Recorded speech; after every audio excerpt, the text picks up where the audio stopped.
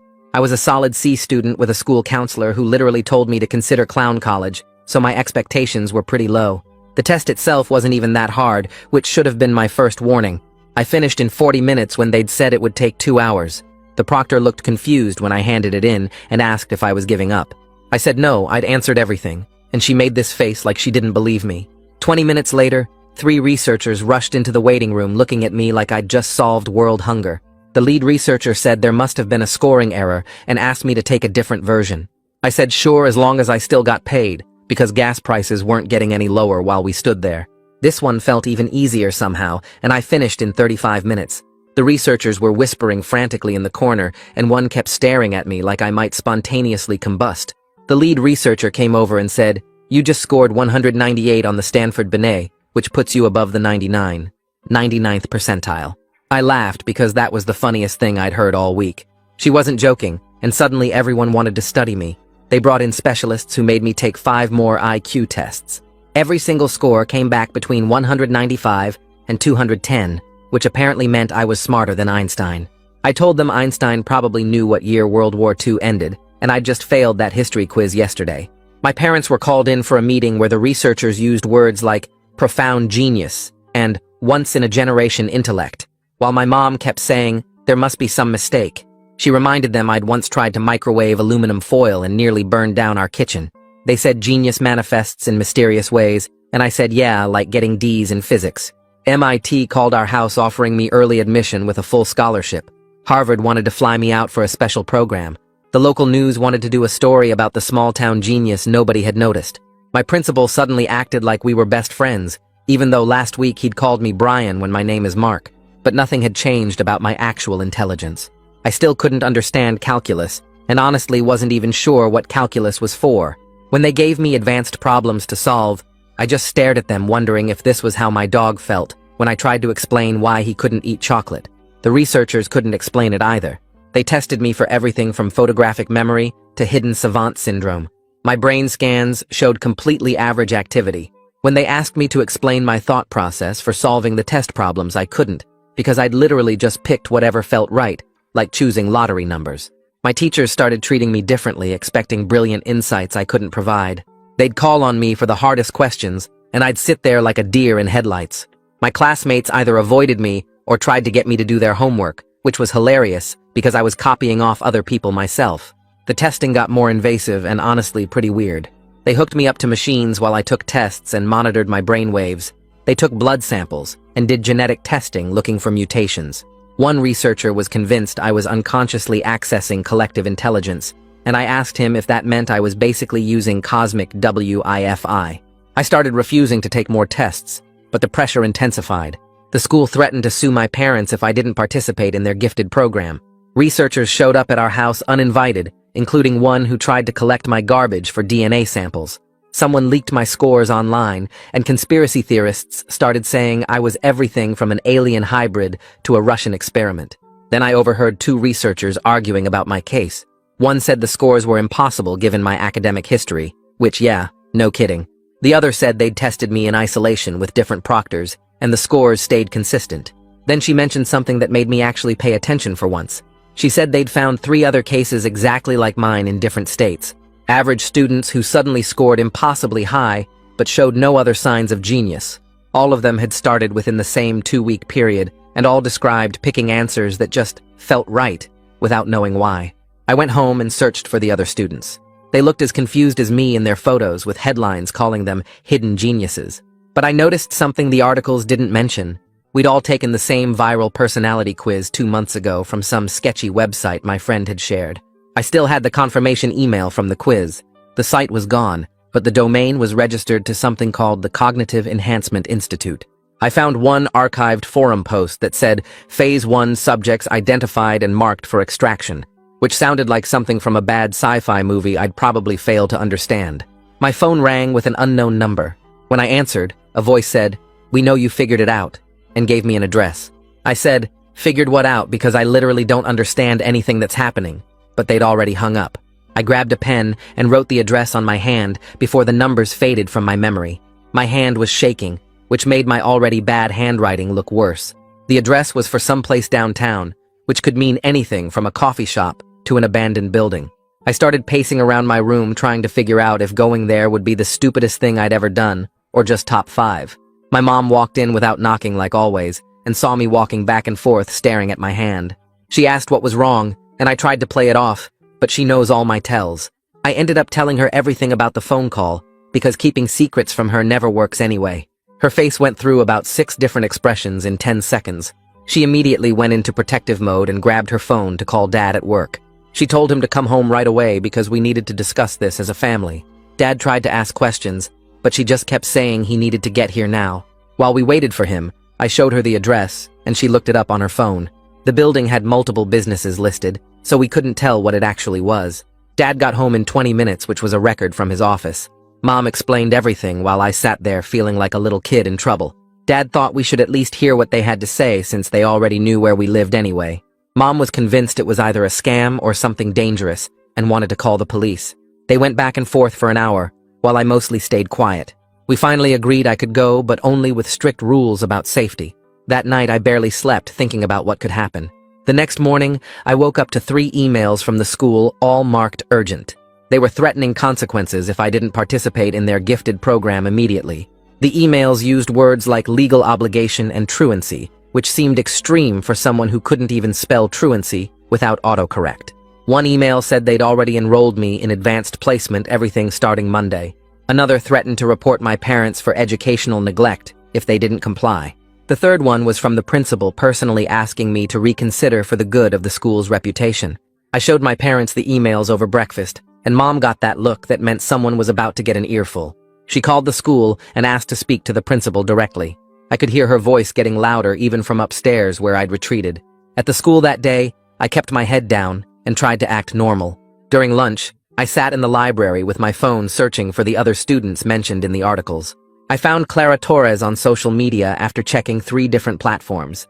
Her profile was mostly private, but her bio mentioned she was from Arizona. I spent 10 minutes writing and rewriting a message to her. I explained who I was and asked if she'd dealt with anything similar to what I was going through. I tried not to sound completely crazy, but probably failed. I mentioned the personality quiz hoping that would prove I wasn't just some random weirdo.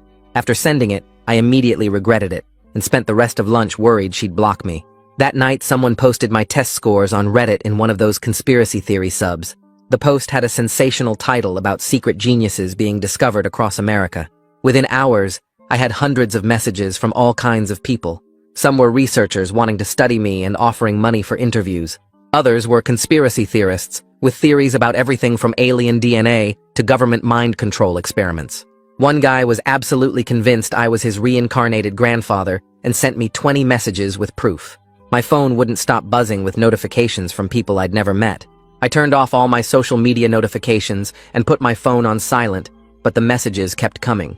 Someone had even found my school email and flooded it with questions about my abilities. The next day, I decided to go to the address, but set ground rules with my parents first. We agreed on daytime only, and it had to be a public place with people around. I would text them the exact location when I got there and check in every 30 minutes. Dad wanted to come with me, but I convinced him to wait in the car nearby instead. The address turned out to be a co-working space downtown in a normal office building. Not the abandoned warehouse my paranoid brain had imagined all night.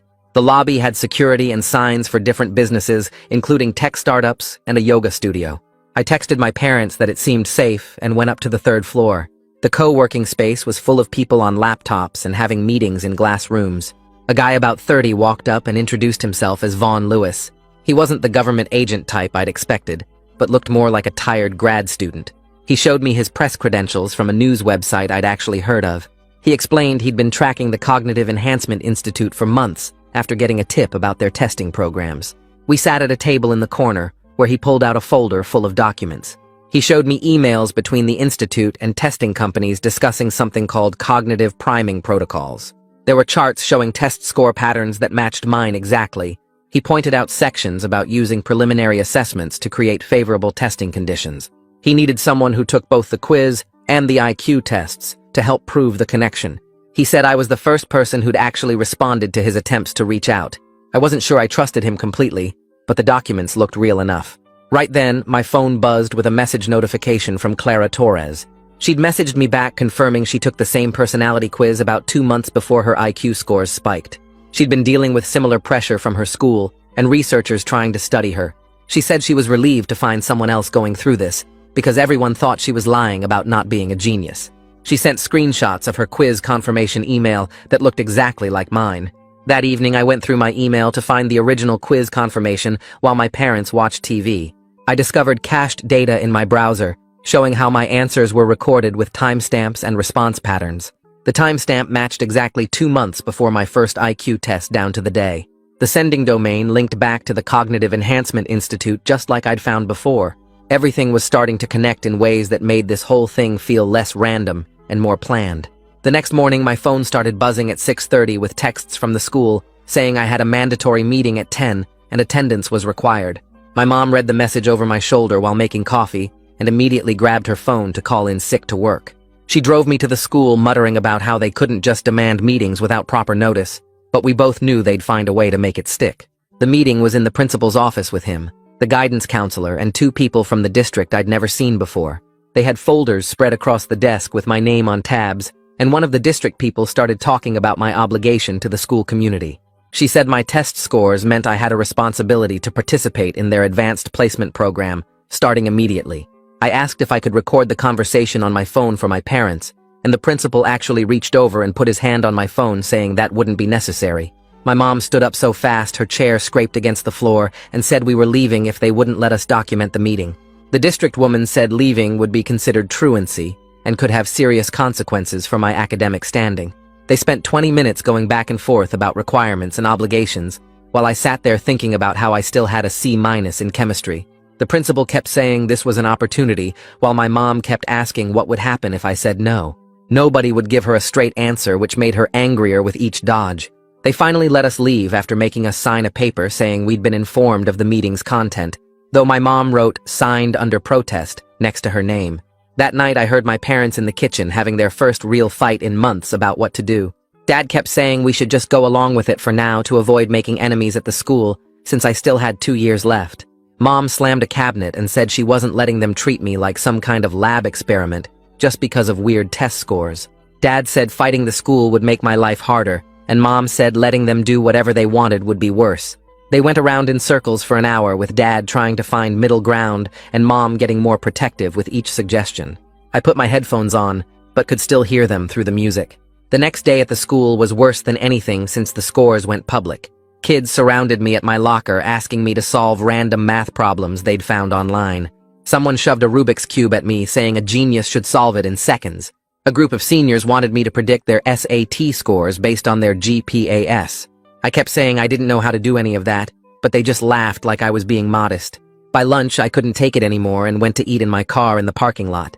Even there, kids knocked on my windows holding up their homework and making stupid faces. I drove to a gas station just to eat my sandwich in peace.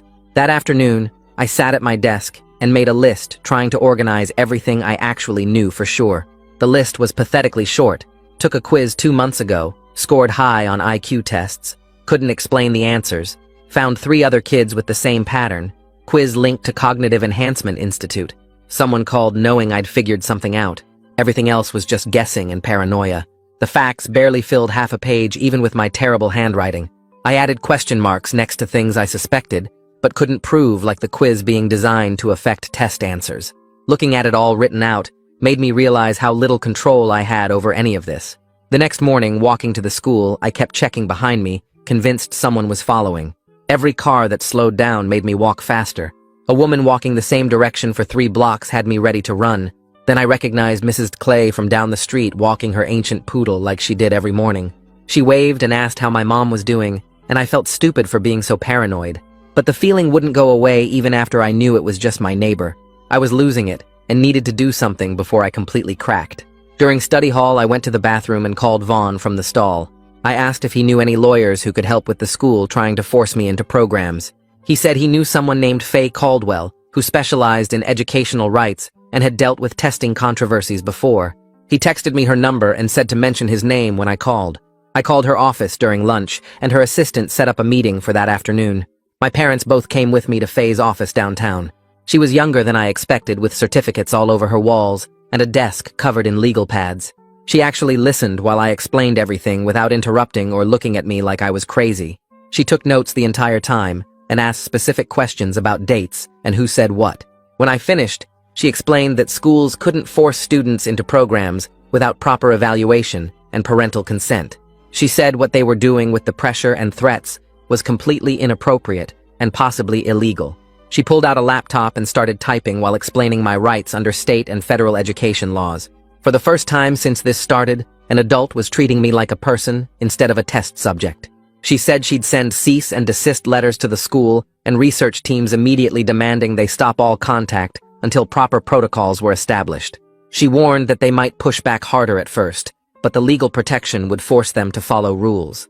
Her assistant made copies of everything while Faye explained what would happen next. 2 days later, Clara sent me screenshots of the original personality quiz questions she'd saved. We spent an hour comparing them to the IQ test problems I remembered, and the patterns were obvious. The quiz questions about pattern recognition matched exactly with spatial reasoning problems on the IQ test. The word association section lined up with verbal reasoning questions. It was too perfect to be random.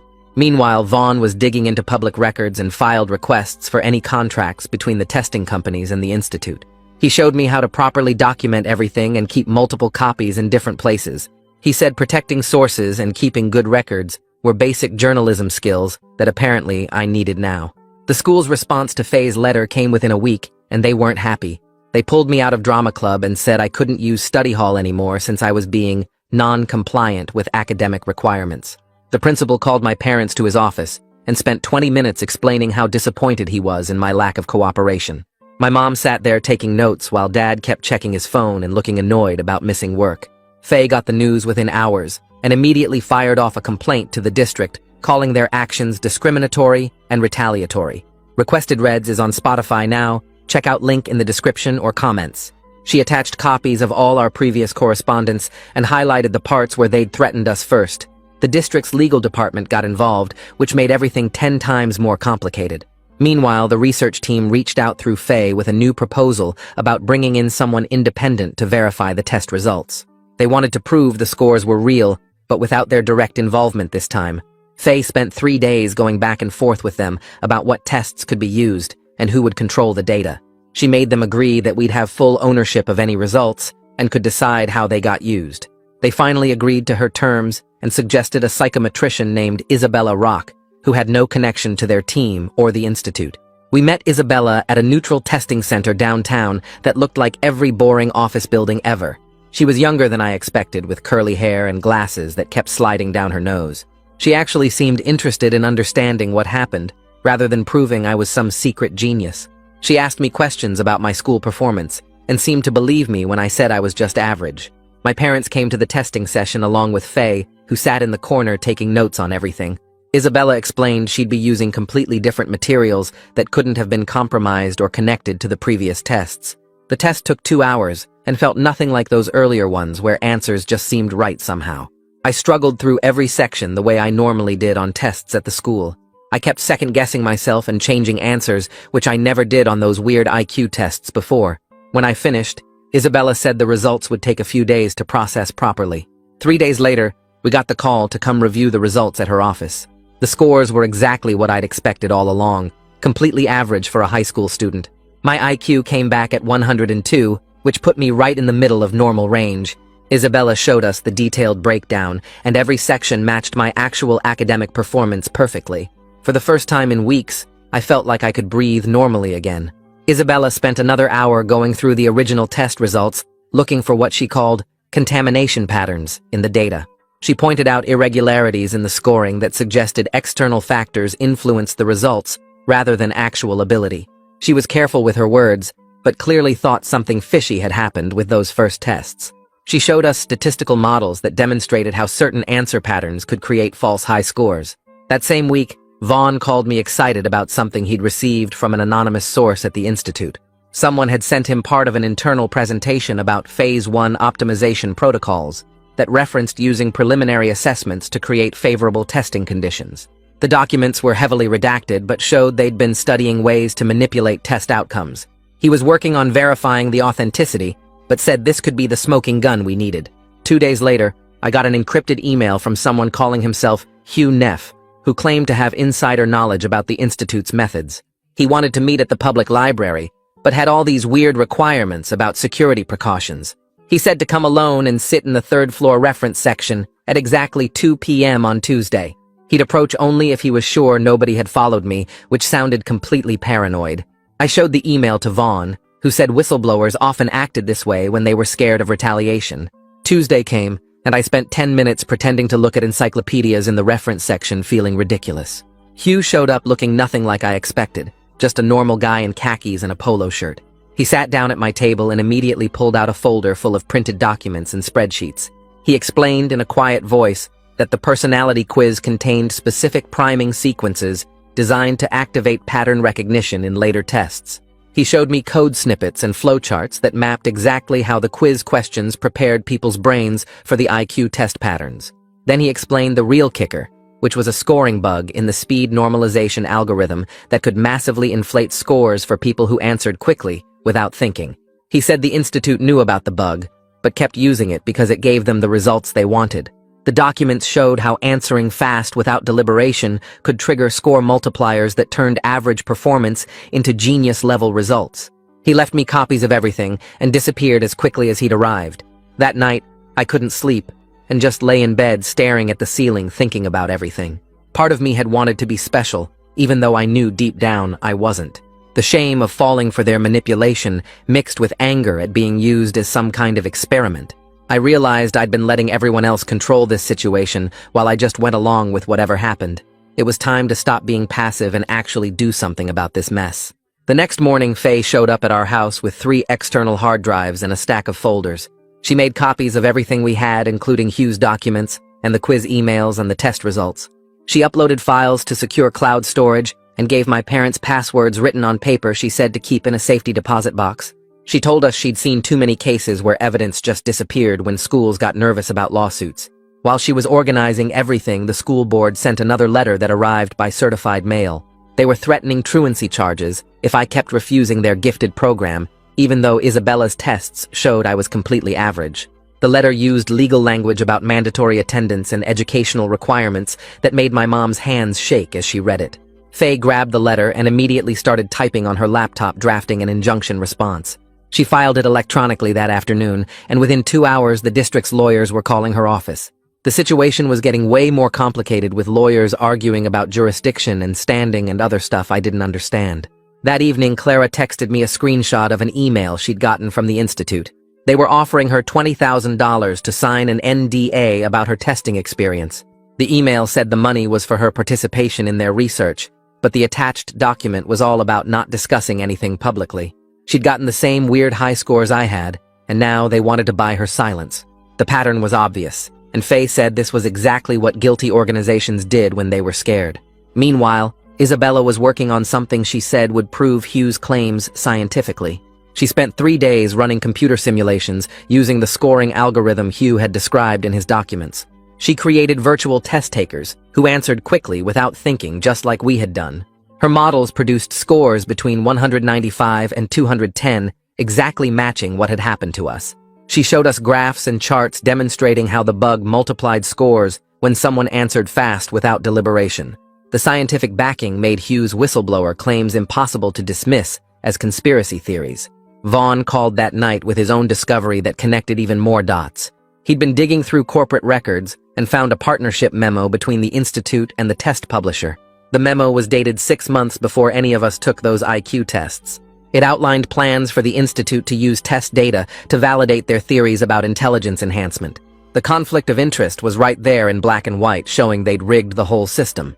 That weekend, my family sat around the kitchen table for hours, discussing what to do next. Mom kept bringing up concerns about retaliation and what might happen if we went public with everything. Dad worried about my future and whether colleges would hold this against me somehow. But we all agreed that other families deserved to know what had really happened with these tests. We decided to let Vaughn publish his article, but with careful limits on what we'd share. Faye came over again to help us prepare for the media attention that would follow. She made us practice answering questions without speculating about motives or making accusations we couldn't prove. We would stick to facts only and let people draw their own conclusions about the institute's behavior. She gave us a list of phrases to use and ones to avoid when talking to reporters. Vaughn's article went live on Tuesday morning using me as a protected source with a fake name. Anyone at my school could figure out it was me, but at least my name wasn't in print. The article focused on the testing irregularities and included Isabella's data about the scoring bug. He quoted Hugh's documents and mentioned the partnership memo without making direct accusations. Within hours, the article was shared thousands of times on social media. My phone started buzzing with notifications as people found my real social media accounts despite the fake name. Some comments supported us and thanked us for exposing the truth about the tests. Others claimed we were just making excuses because we weren't actually smart enough to maintain those scores. People called us liars and attention seekers and said we were jealous of real geniuses. I spent an hour reading comments before remembering Faye's advice about not engaging with trolls online. I turned on every blocking feature I could find and stopped checking the comments completely. The Institute released their own statement that afternoon, trying to control the narrative. They blamed our unusual scores on what they called a rare savant phenomenon that sometimes occurred in testing. They claimed our cases were being studied to better understand these anomalies in human intelligence. Their PR team was clearly working overtime, sending the statement to every news outlet that had covered the story. They tried to discredit our evidence by saying we misunderstood complex psychometric principles. But more people were starting to ask questions about their methods and why multiple students had identical experiences. Reporters were calling the institute demanding answers about the partnership memo and the scoring algorithm. The story was getting bigger than any of us expected, and the institute's weak explanations weren't convincing anyone.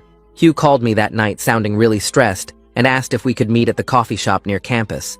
When I got there, he was sitting in the corner booth with 3 empty coffee cups already on the table and his laptop open showing lines of code I couldn't understand.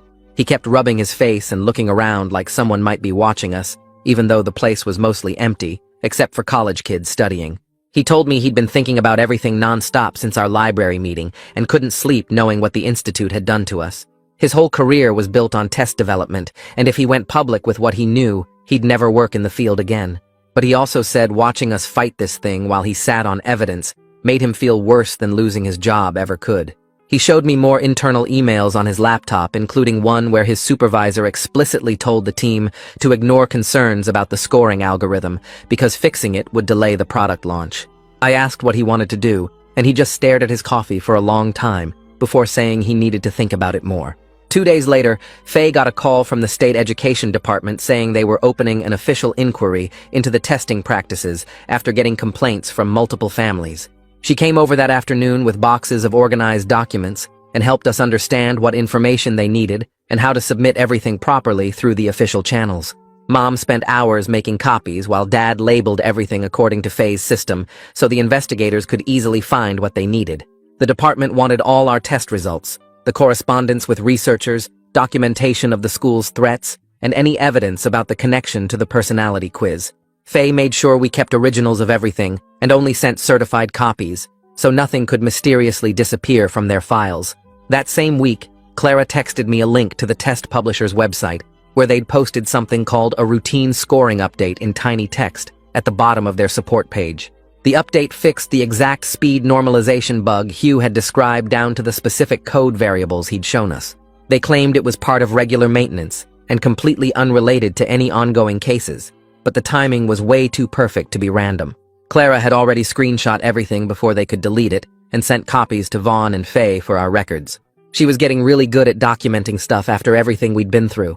Clara also started reaching out to the other affected students she'd found through social media and news articles. Within a week, she had 5 of us in a group chat, comparing our experiences and realizing how similar everything was, from the personality quiz, to the testing, to the pressure from our schools.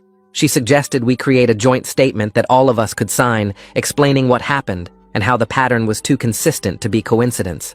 Everyone agreed, because having multiple voices made it way harder for the institute to dismiss us as isolated cases or claim we were just looking for attention. We spent 3 nights on video calls drafting the statement with Clara, taking notes, and making sure everyone's experience was included accurately. Meanwhile, several researchers from the original team started sending me private messages through various platforms, apologizing for what happened. They all said basically the same thing about how they'd had concerns, but were pressured by their supervisors to continue the testing program.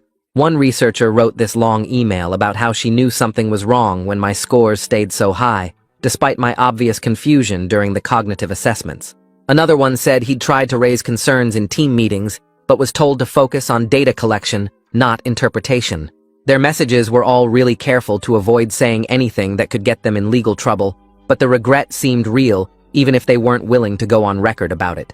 Isabella called, asking if she could present our case at an upcoming conference about testing ethics without using our real names.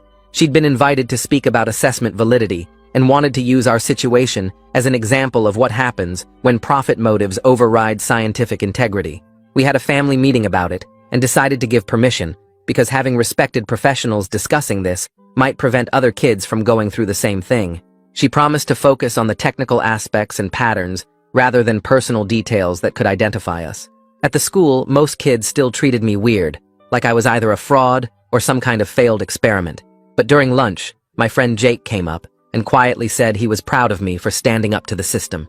He said his little brother had learning differences and was constantly being pushed into testing programs that didn't help him at all. It was just one person, but having someone who actually knew me support what we were doing meant more than hundreds of strangers online cheering us on. That evening, Mom and Dad sat at the kitchen table with a calculator and stack of bills looking really worried. Even with Faye's reduced rates, the legal costs were adding up fast, and Dad's insurance only covered so much. Mom kept saying we should keep fighting, but I could see her doing the math on how many extra shifts she'd need to pick up at work. When I mentioned this to Faye, she immediately offered payment plans and connected us with something called the Educational Justice Fund that helped families in situations like ours. She filled out the application herself, and within a week, they approved partial funding for our legal expenses. Hugh finally made his decision and sent Vaughn a massive encrypted file with complete internal documents, including actual source code showing how the personality quiz data got integrated into the testing algorithm. He needed someone independent like Isabella to verify everything before it could be published because he wanted to make sure the technical details were explained correctly. Vaughn forwarded everything to Isabella, who spent 2 weeks setting up a controlled testing environment to replicate exactly what Hugh had described. She recruited volunteer test subjects who hadn't taken the personality quiz and others who had, then ran them through modified versions of the IQ tests using the buggy algorithm. Her results matched our experiences perfectly, with quiz takers scoring an average of 40 points higher when the speed normalization bug was active. She documented everything with video recordings and detailed statistical analysis that proved beyond doubt what had happened to us.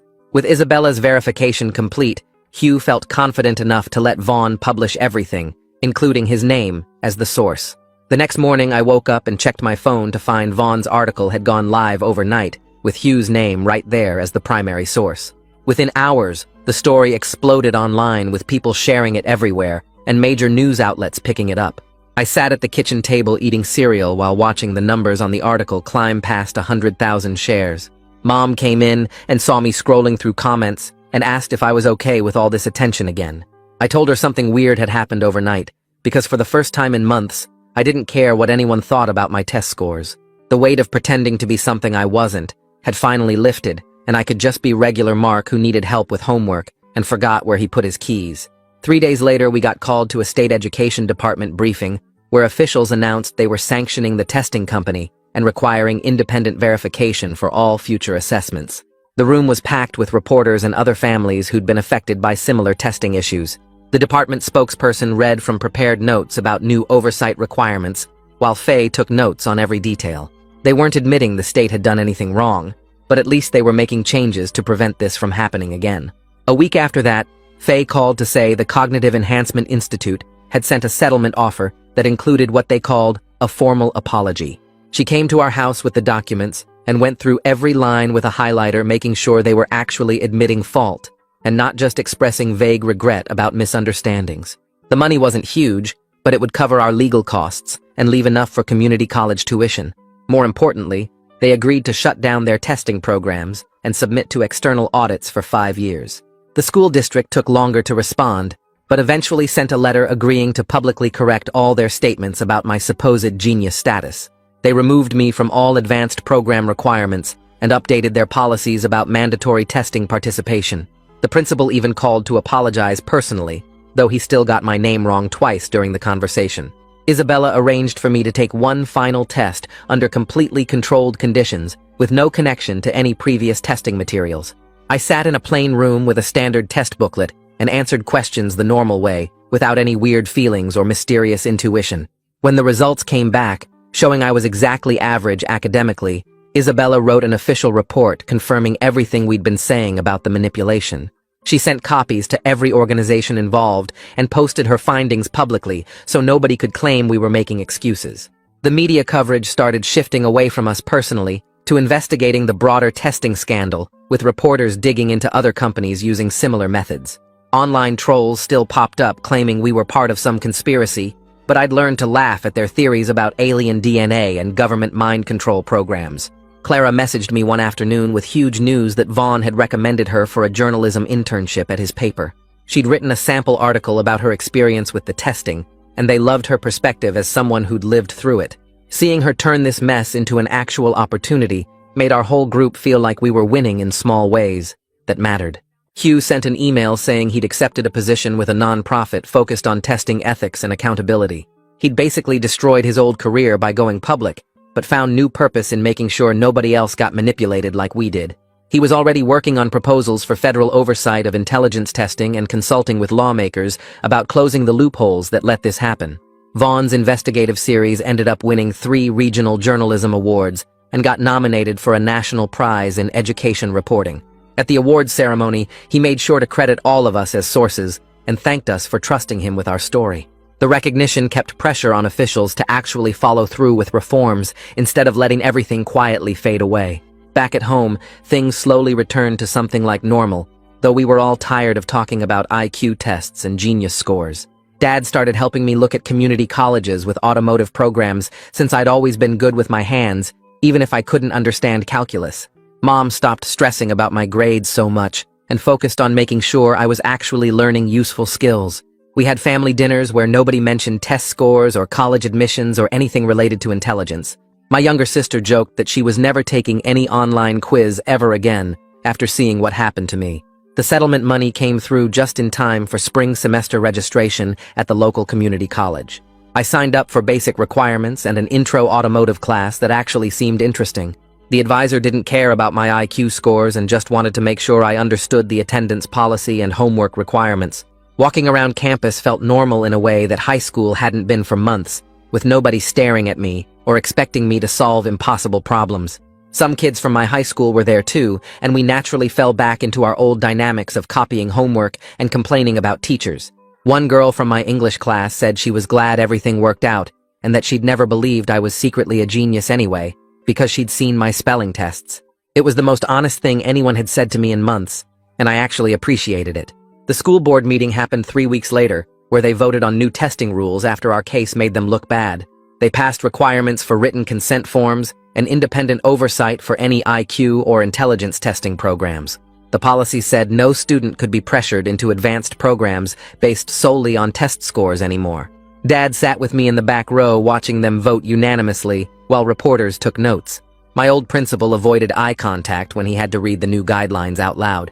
The next morning, I drove to the community college to meet with an advisor about actual classes I could handle. She pulled up my real transcript with all those C's and D's, and we talked about basic requirements first. She suggested starting with general education classes and maybe exploring the automotive program since I mentioned liking cars. The meeting felt good because she treated my actual grades as normal instead of some huge disappointment. Nobody mentioned genius scores or wasted potential, which was exactly what I needed to hear. 2 days later, an email popped up from one of the original researchers who'd tested me. She wrote that she knew something was wrong when my academic records didn't match the scores, but stayed quiet. She said she was sorry for not speaking up and understood if I didn't want to respond. I typed back that I appreciated the apology, but didn't really have much else to say to her. The conversation stayed short and awkward, which seemed right for what had happened between us. Faye called that afternoon to say the settlement paperwork was ready for signatures. The amount wasn't huge, but would cover her legal fees, plus leave enough for community college and a decent used car. The best part was no gag order, so we could keep talking about what happened if we wanted. Mom and Dad came with me to sign everything at her office downtown. The whole process took less than an hour with everyone being professional, but clearly ready to move on. I spent the weekend deleting old social media accounts and starting fresh with lockdown privacy settings. My new profiles had no mention of IQ tests or genius scores or any of that mess. I kept it simple with just close friends and family who actually knew the real me. The conspiracy theorists could keep arguing about alien hybrids without my participation. Back at the school, most kids had moved on to newer drama and left me alone. But this freshman girl came up to me near the lockers looking nervous. She said the school had tried to pressure her into similar testing last month. Because of our case and the new rules, she could refuse without getting in trouble. She thanked me for standing up to them, even though it must have been hard. I told her I was glad something good came from all that chaos. That night, I thought about everything while doing homework at the kitchen table. My identity had nothing to do with fake test scores or being special or any of that.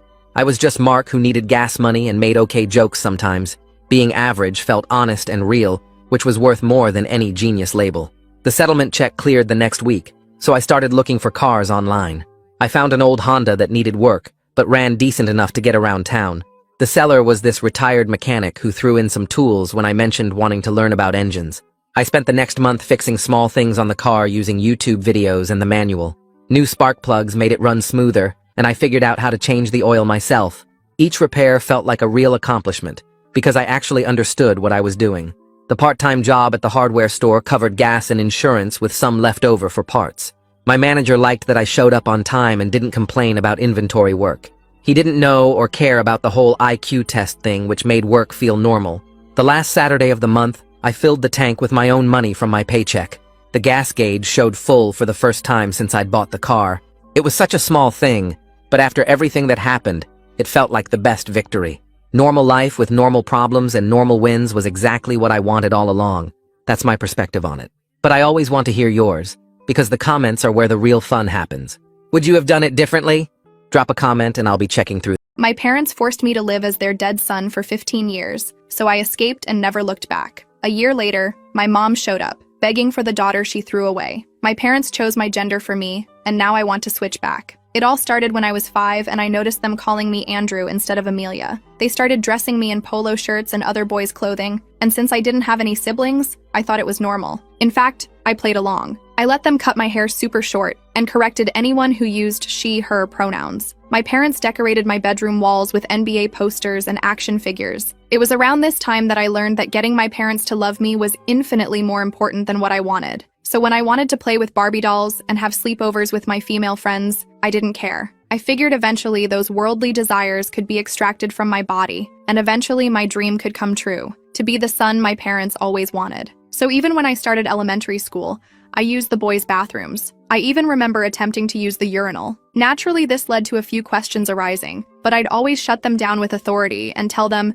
this is just how things are. Or at least as much authority as a 7-year-old can humanly possess, LOL. Eventually, I think my teachers actually started believing I was a boy, because the questions faltered, and somehow I managed to join the boys' football team. I hit myself in secret whenever I heard any girlish giggle or tone come out of my mouth, because the more masculine I became, the more my parents loved me. I remember being in the peak of my boyhood, when literally anyone I interacted with told me I was the best son a parent could ask for. My parents practically treated me like a king. Every day I'd wake up to a home-cooked breakfast in bed, with homemade strawberry lemonade and a surprise toy that I'd circled in my catalog. It was the best feeling ever. Fast forward to when I turned 15 and got my first period. I genuinely thought I was dying, because no one had ever introduced me to the concept of female puberty before. I frantically ran into my mom's room to tell her what happened, expecting her to call an ambulance or something. Instead, her face turned ghost white, so I lunged at her for a hug. "Get away from me!" she screamed, before curling up into a ball and having a mental breakdown. That's when my dad barged into the room. "Honey, what the F is going on? Andrew just got his period." As soon as she told him, he grabbed my wrist, dragged me into another room and locked the door. "Amelia, I need to tell you something." It was the first time my dad had ever called me Amelia, so I knew it was serious. "You may have noticed by now that you aren't exactly a boy." I nodded in relief. It was a truth that I had waited to be acknowledged for a very long time. And that's when all the pieces of the puzzle finally came together. Turns out I did have an older sibling, a brother, one that my parents were extremely excited to raise. But there were complications during his birth, and my mom had a miscarriage. My dad tried to convince her to take some time off work and let herself grieve, but she refused. And instead, she kept pushing my dad to put a baby inside her. So when they found out I was a girl, all the grief that my mom had suppressed resurfaced, and the only way my dad combated it was by raising me as Andrew instead of Amelia. That's when my dad broke down in tears. It was one of those extremely painful sobs, and I could tell he was just letting everything out. I froze, the truth hitting me like a punch to the chest. My entire life had been built on the ashes of a brother I never knew existed. Still, I was somewhat relieved that my facade was finally over, because I wanted nothing more than for my parents to love me for who I was, until my dad proceeded to take my silver lining and shut all over it. "Son, I need you to keep being Andrew for a while, just until you move out. Think of it as a favor to your mother." "A favor?" I snapped. "I've been living my entire effing life hating myself for who I was, all because of you." My dad's eyes were instantly filled with sorrow. I knew he was just trying to keep the peace and make everyone happy, but enough was enough. I barged out of the room, and that's when I was faced with my mom. "Andrew, are you okay? How are you feeling?" "I'm not doing this anymore, Mom. This isn't right. I'm sorry for your loss, but I can't keep suffering." She looked like she had just been slapped in the face. I immediately left the house and went on a little shopping spree with the money from my babysitting job. For the first time, I bought exactly what I wanted. Dresses, skirts, heels, and I looked damn good too. Unfortunately, my mother disagreed. I tried to be quiet when I got home, but still she heard me. She grabbed the nearest pair of kitchen scissors and started cutting through the dresses. "This is not who you are. I will not allow this." This time I didn't even feel sad or angry, just scared. Luckily, my dad heard the commotion and immediately came rushing in. While he tried to calm her down, I literally dialed 911, not knowing what else to do. I didn't know what else to do. My hands were shaking so badly I could barely press the numbers. The police showed up about 15 minutes later.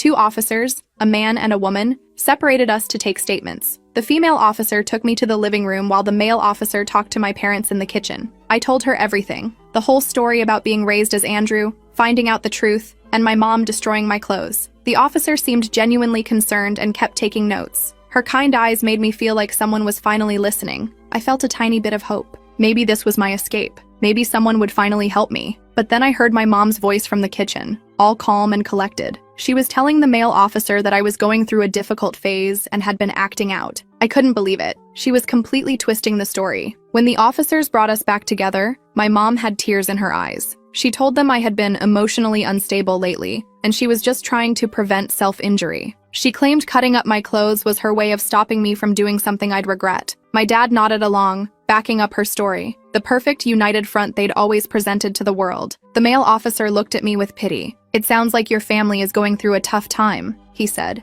"I'd recommend seeking counseling for your daughter. These teenage years can be confusing." My heart sank. They were buying it. My mom's manipulation was stronger than I thought. The officers left after suggesting some family therapists, and I was left alone with my parents again. The next few days were tense. My mom acted like nothing had happened, still calling me Andrew. My dad kept giving me these sad looks but didn't say anything. I felt trapped. I had tried to escape, and it had failed miserably. I started researching online about gender identity and parental abuse. I found some forums where people shared similar stories. One person suggested documenting everything, so I started keeping a journal hidden under my mattress. I wrote down every conversation, every incident, every lie. I also started saving money again. I got more babysitting jobs and hid the cash in different spots around my room. I wasn't sure what my plan was yet, but I knew I needed options. A week after the police incident, my mom announced she had scheduled an appointment with a therapist. I was hopeful for about 5 seconds until she added, "Doctor, Peterson is an old friend of mine. He's going to help you work through these confusing feelings." Great, another person who would be on their side.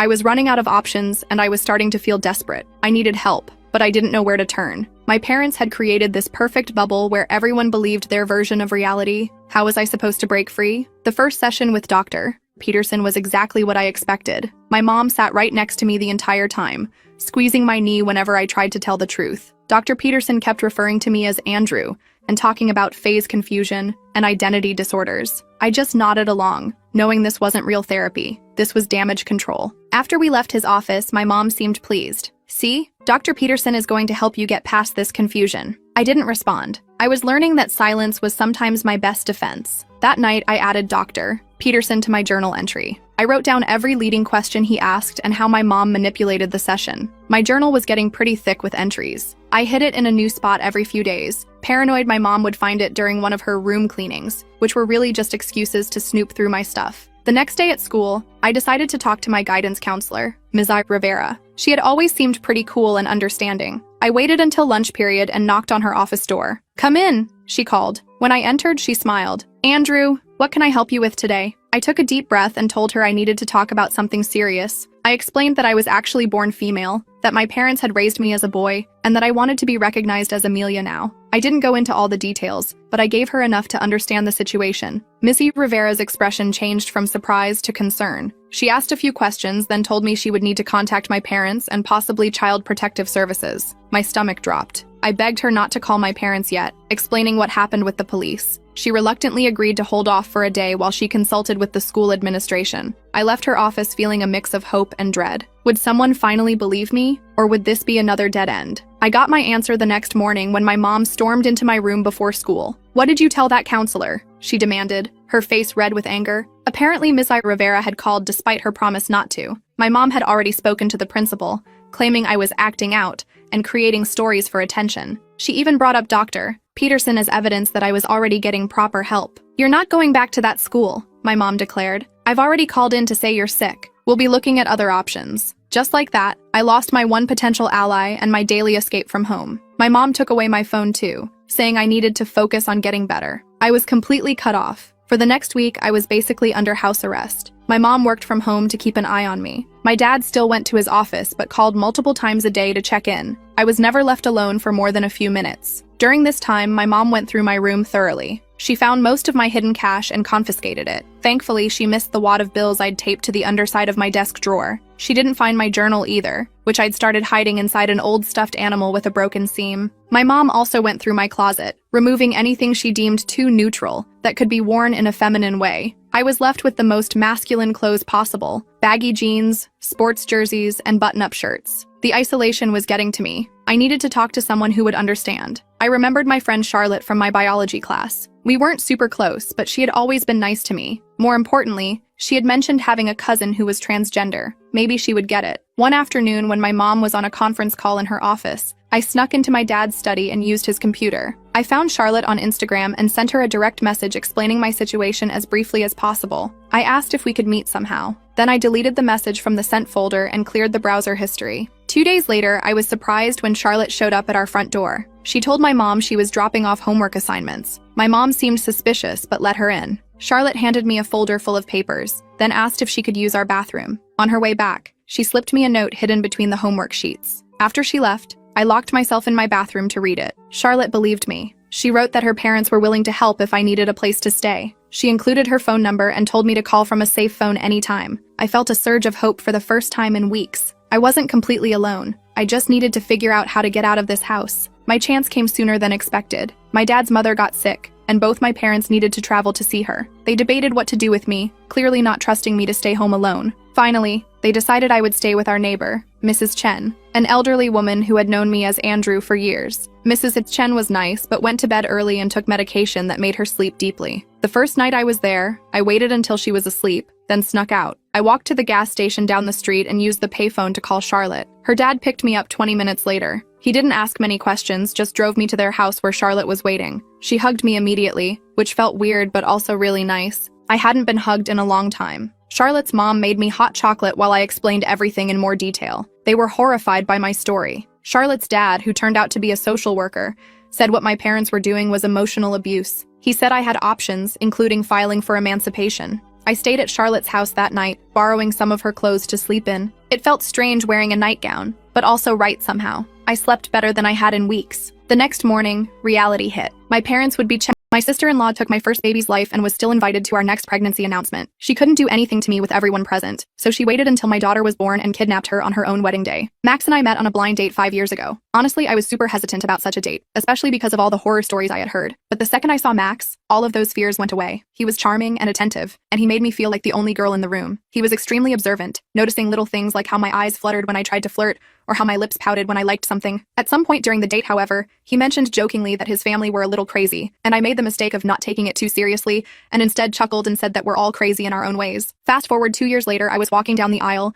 ready to call myself his wife. Oddly enough, our wedding day was the day the very first problem in our relationship presented itself. I had never met his brother's girlfriend, Rebecca, before this, and so the first time I saw her, I was wearing all white and had my makeup done. This was after Max and I had said our vows, so I was still on my serotonin high and had even drank a little, so I danced my way over to Rebecca and introduced myself. She was wearing a dress that was sort of close to white, but given I'm a non-confrontational person, I wasn't going to say much about it. I went to hug her and say hello, but she actually pushed me away and made a disgusted look. She told me I was embarrassing myself, and that being the center of attention doesn't suit me. I kept on dancing, however, and that's when she told me I was lucky Max had such low standards, because if Max was more like his brother, he would have slapped me for even thinking I had a chance with him. Now, I'm not sure why you would brag about how your boyfriend would hit a woman, but either way, I kept dancing and honestly just ignored her, and I'm positive this was why she did what she did. I don't know if she had some underlying mental issues or something, but she came back a few minutes later with a glass of wine in her hand. She threw it at me and completely ruined my wedding dress. She then randomly blurted out that she knew how badly Max and I wanted kids, and how she hoped I never had any. It was so random. Why did she hate me like this? I wanted to cry, but at the same time, I didn't want to draw attention to myself and ruin my day. And so, I composed myself, went out back, called a friend of mine, had her bring me a regular spare white dress, changed into it, then went back out onto the floor and continued dancing. I wasn't going to let negative Nancy ruin my day. In fact, I was so determined not to let her ruin my day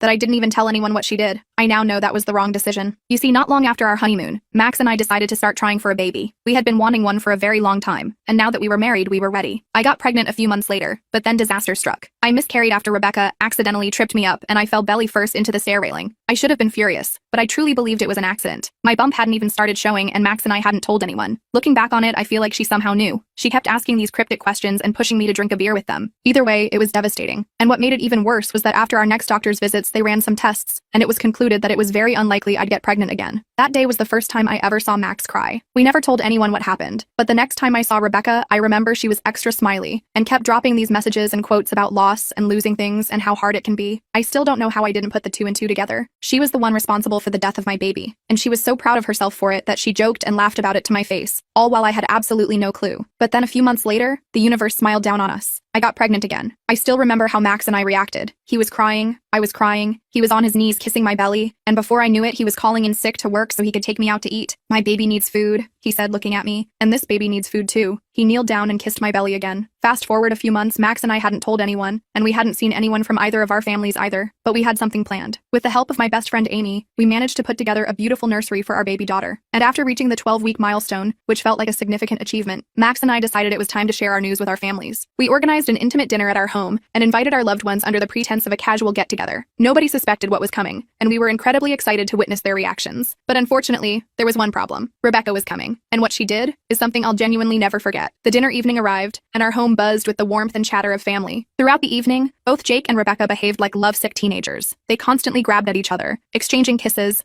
and making sounds that were impossible to ignore, especially with everyone present. The situation felt incredibly uncomfortable, and I sensed I wasn't alone in feeling that way. Despite this awkwardness, I was determined not to let it derail our special announcement. As everyone settled in for dinner, Max and I exchanged knowing glances, silently agreeing the time had come. We stood up, and Max cleared his throat to capture everyone's attention. "We have something important to share with all of you," Max announced, his voice brimming with excitement. With that, I revealed the collection of ultrasound images I'd been gathering. As I held them up for everyone to see, I declared with a huge smile, "We're expecting." For a brief moment, silence filled the room as everyone processed what we had just revealed. Then, the room erupted with joy. Everyone jumped from their seats, rushing to embrace us, congratulate us, and share in our happiness. The atmosphere suddenly became electric with excitement and love. Max's parents were especially thrilled. This would be their first grandchild, and I could see the pride and joy shining in their eyes. They knew how hard we'd been trying, and this news meant everything to them. My own mom burst into tears as she hugged me tightly. "Are you feeling okay, honey?" she asked, her voice choked with emotion as tears streamed down her face. I nodded, smiling through my own tears. "Yes, Mom, I'm more than okay." My brother and his wife hugged Max and me, expressing how delighted they were that we were finally becoming parents. They couldn't wait to help out and share their wisdom about first-time parenthood. I admitted how nervous I felt and how I kept overthinking every decision. My brother reassured me that he experienced identical feelings before my niece was born,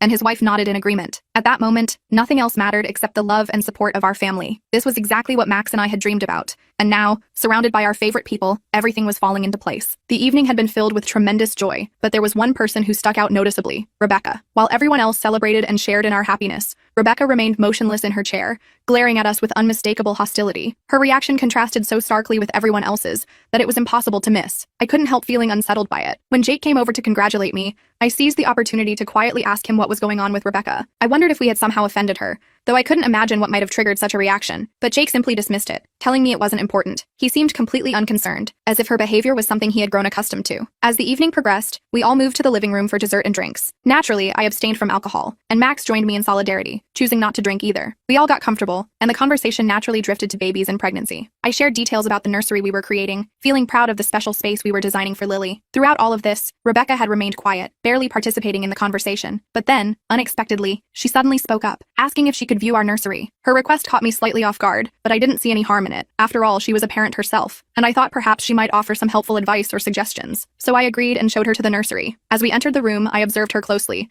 and noticed she didn't appear impressed at all while surveying the space. Instead, she began pointing out perceived flaws with our nursery. She criticized our room choice, claiming it was too bright for a baby to sleep in, suggesting we hadn't properly considered the practicalities. I calmly explained that we planned to install blackout blinds to darken the room whenever the baby needed to sleep, but she barely acknowledged my response. Next, she questioned why we had chosen yellow instead of a more neutral color scheme. I was taken aback and told her yellow is simply a color and has nothing to do with gender anyway. Then, she focused on the baby clothes we had neatly organized in the drawers. She scoffed at them, remarking that her son had never enjoyed wearing such items, and that we should have consulted other parents before purchasing what she called cheap knockoffs. Her tone was dismissive and condescending, which completely surprised me. Until that moment, I'd been trying to remain polite, assuming she might just be somewhat blunt, but this crossed a boundary. I couldn't contain myself anymore. "What the hell are you talking about?" I demanded, unable to hide the frustration in my voice. Her words shocked me, especially considering all the effort Max and I had invested in making everything perfect for our baby. It was obvious she had no intention of offering constructive advice. Instead, it seemed like she was deliberately trying to undermine the joyous atmosphere of the evening. Just as Rebecca was about to respond, my mother and mother-in-law walked into the nursery, their faces lighting up as they admired the room. room. They began enthusiastically praising how beautiful everything looked, and momentarily, their warmth and compliments filled the space, easing the tension that had been building. However, I wasn't ready to let the issue with Rebecca slide. I turned back to her, repeating my question firmly. What exactly did you mean by that? Both my mother and mother-in-law sensed something was wrong. Noticing the tension, my mother asked what was happening. I didn't hesitate to explain how Rebecca had been criticizing the nursery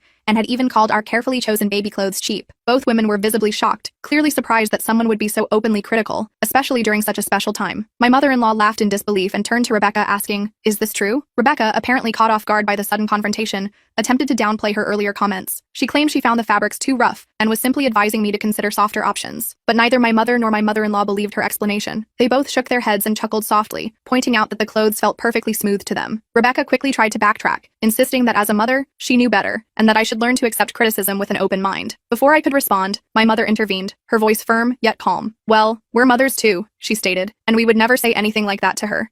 You should know better than anyone how challenging it is being a first-time mother." My mother-in-law joined in, supporting me as well. "This isn't appropriate behavior, Rebecca," she said. "There's a difference between offering advice and being needlessly critical." Rebecca's face flushed with embarrassment as she realized she was outnumbered and clearly in the wrong. She looked visibly offended but had little to say in response. Instead, she stormed out of the nursery in a huff. I followed her out, wanting to ensure the situation didn't escalate further. Rebecca marched straight to Jake, who was still chatting with the rest of the family in the living room. Without explaining much, she announced that she wanted to leave immediately. Jake looked confused, but, sensing her agitation, didn't question her decision. He simply apologized to everyone, congratulated Max and me again on the pregnancy, and then departed with Rebecca. Later on, Jake contacted both Max and me to apologize for Rebecca's behavior at our announcement dinner. He had learned about everything after my mother-in-law gave him a stern lecture for bringing Rebecca to such an important and intimate family gathering. I knew the situation wasn't really Jake's fault, so I forgave him without hesitation. He seemed genuinely concerned and wanted to explain why Rebecca might have behaved so inappropriately. Jake revealed that Rebecca had experienced trauma related to pregnancy in the past. Apparently, Rebecca became pregnant with her son when she was just 16. Later, after marrying her husband,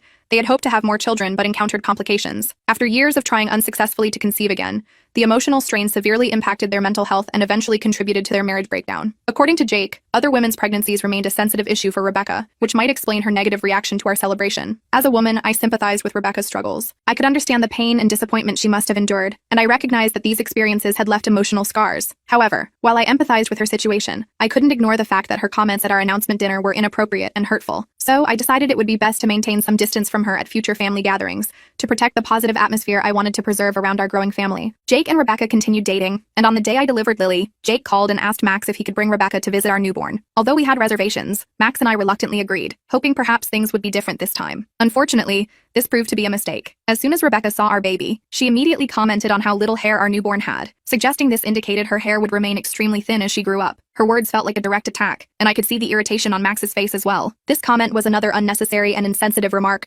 during what should have been a purely joyful moment. Jake, sensing the tension in the room, didn't allow Rebecca to stay long. After offering brief congratulations, they quickly departed. This year, Jake shocked everyone by announcing his engagement to Rebecca. The news received mixed reactions, particularly from my mother-in-law. She openly expressed disappointment with Jake's decision to marry Rebecca, having never wanted her to become part of the family. Apparently, my mother-in-law and Rebecca had been clashing for months. Knowing my mother-in-law is typically warm and kind-hearted, I suspected Rebecca's behavior was likely causing their ongoing tension. When Max called Jake to discuss the sudden engagement, believing everything was moving too quickly, Jake confessed that Rebecca was actually 4 months pregnant. Apparently, Jake had only discovered this 2 months earlier, and had kept it secret as they feared judgment before getting married. Jake explained that he wanted to marry Rebecca before their baby arrived, which seemed reasonable given their circumstances. However, during the wedding preparations, Rebecca threw a tantrum while trying on wedding gowns because she couldn't fit into any of them. She had gained weight during her pregnancy, making it difficult to wear her dream dress. Jake attempted to convince her to choose something more comfortable, but she refused to compromise. Ultimately, she demanded that Jake change their wedding date. Originally planned to occur before the baby's arrival, it was now postponed until a month after the baby's due date, so Rebecca could lose some pregnancy weight. Despite the frustration this schedule change might have caused, everyone understood that this was Jake and Rebecca's special day, and they deserved to choose a date that made them comfortable. A month ago, Rebecca delivered her daughter, and Max and I had even visited the hospital to congratulate the new parents. For their upcoming wedding, Max was selected as Jake's best man. We weren't comfortable leaving Lily behind for the entire day, so we decided to bring our daughter with us. My mother-in-law and I discussed childcare arrangements and agreed we could manage looking after Lily between us. I initially considered hiring a hotel babysitter, but with increasing concerns about child abductions, I felt safer having a trusted family member watch Lily. During the reception, I planned to avoid drinking and would retire early to our room anyway, ensuring Lily received proper care throughout the event. However, about a week before the wedding, Rebecca called me. During our conversation, she asked if I would be bringing Lily to the wedding. I confirmed our plans and began explaining our childcare arrangements for the evening. To my surprise, Rebecca interrupted me and stated she didn't want Lily at the wedding. Shocked, I asked why. Rebecca explained that she only wanted her miracle baby to be the center of attention, claiming that Lily's presence would divert attention away from her child. I tried reasoning that everyone had already met Lily, and nobody could possibly steal attention from Rebecca on her wedding day, but Rebecca remained adamant and grew increasingly upset. She warned that if I couldn't respect her boundaries,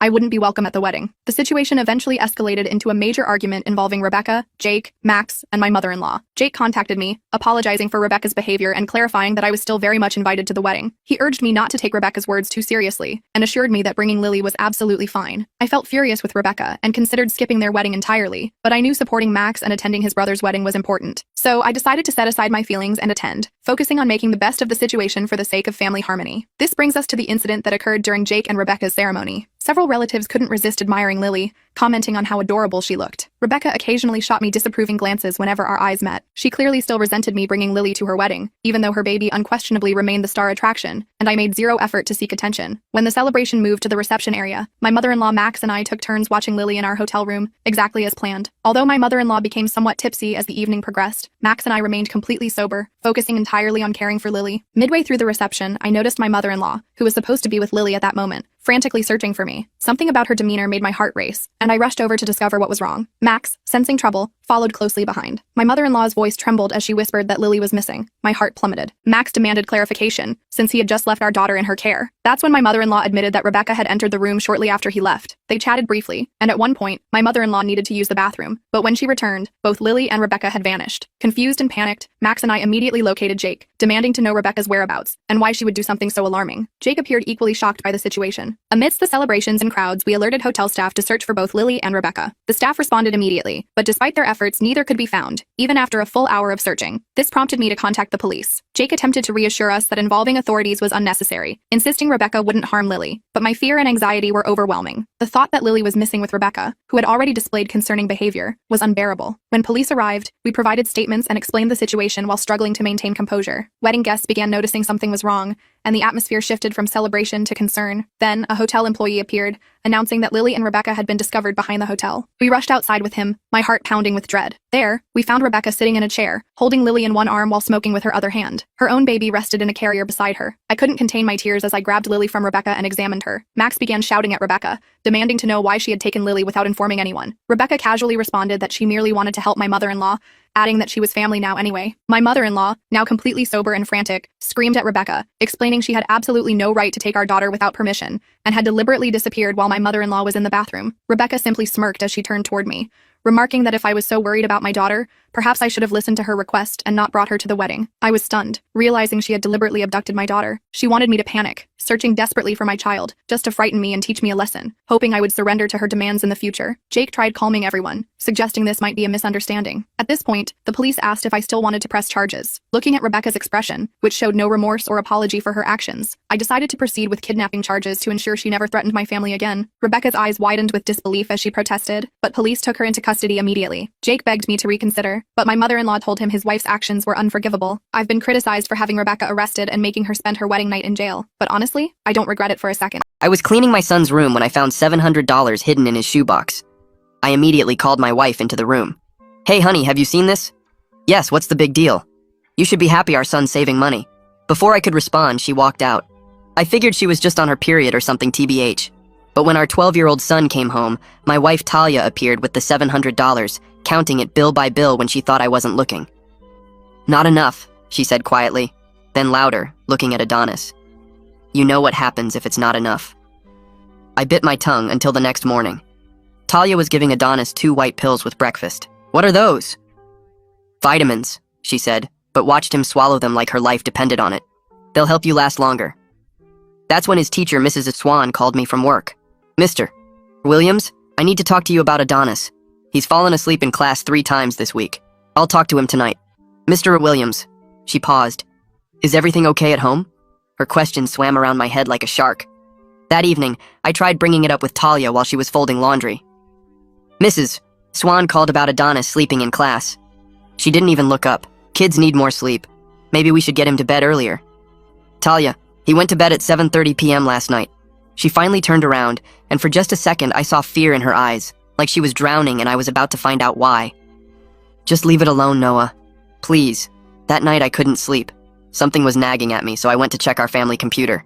The Facebook Marketplace was still open. As I scrolled through the sold listings, my heart dropped. Adonis's PlayStation, his bike, the signed baseball from his 10th birthday that he'd treasured. The next morning at breakfast, I watched Adonis try to eat. His split lip made him wince with every bite. Purple bruises crept up from under his collar. Adonis, who did this to you? Nobody did anything to me. But his hands were shaking so bad he dropped his orange juice. Talia grabbed him by the shoulders. You promised me 3 more months. 3 more months. She was crying now. I can't lose both of you. I asked if she was okay, and she mumbled something about hormones and menopause. I was in the pickup line that afternoon when Principal Harris approached my car. She leaned into my window before I could even ask about Adonis. He's fine, she said quickly. Don't ask questions. Just be grateful. Mrs. Harris, what? Your wife said if we interfere, she'll pull him from school entirely. At least here we can watch him. She was already walking away. When I got home, I cornered Talia in our bedroom. Something's wrong with Adonis. Really wrong. Drop it. Talia.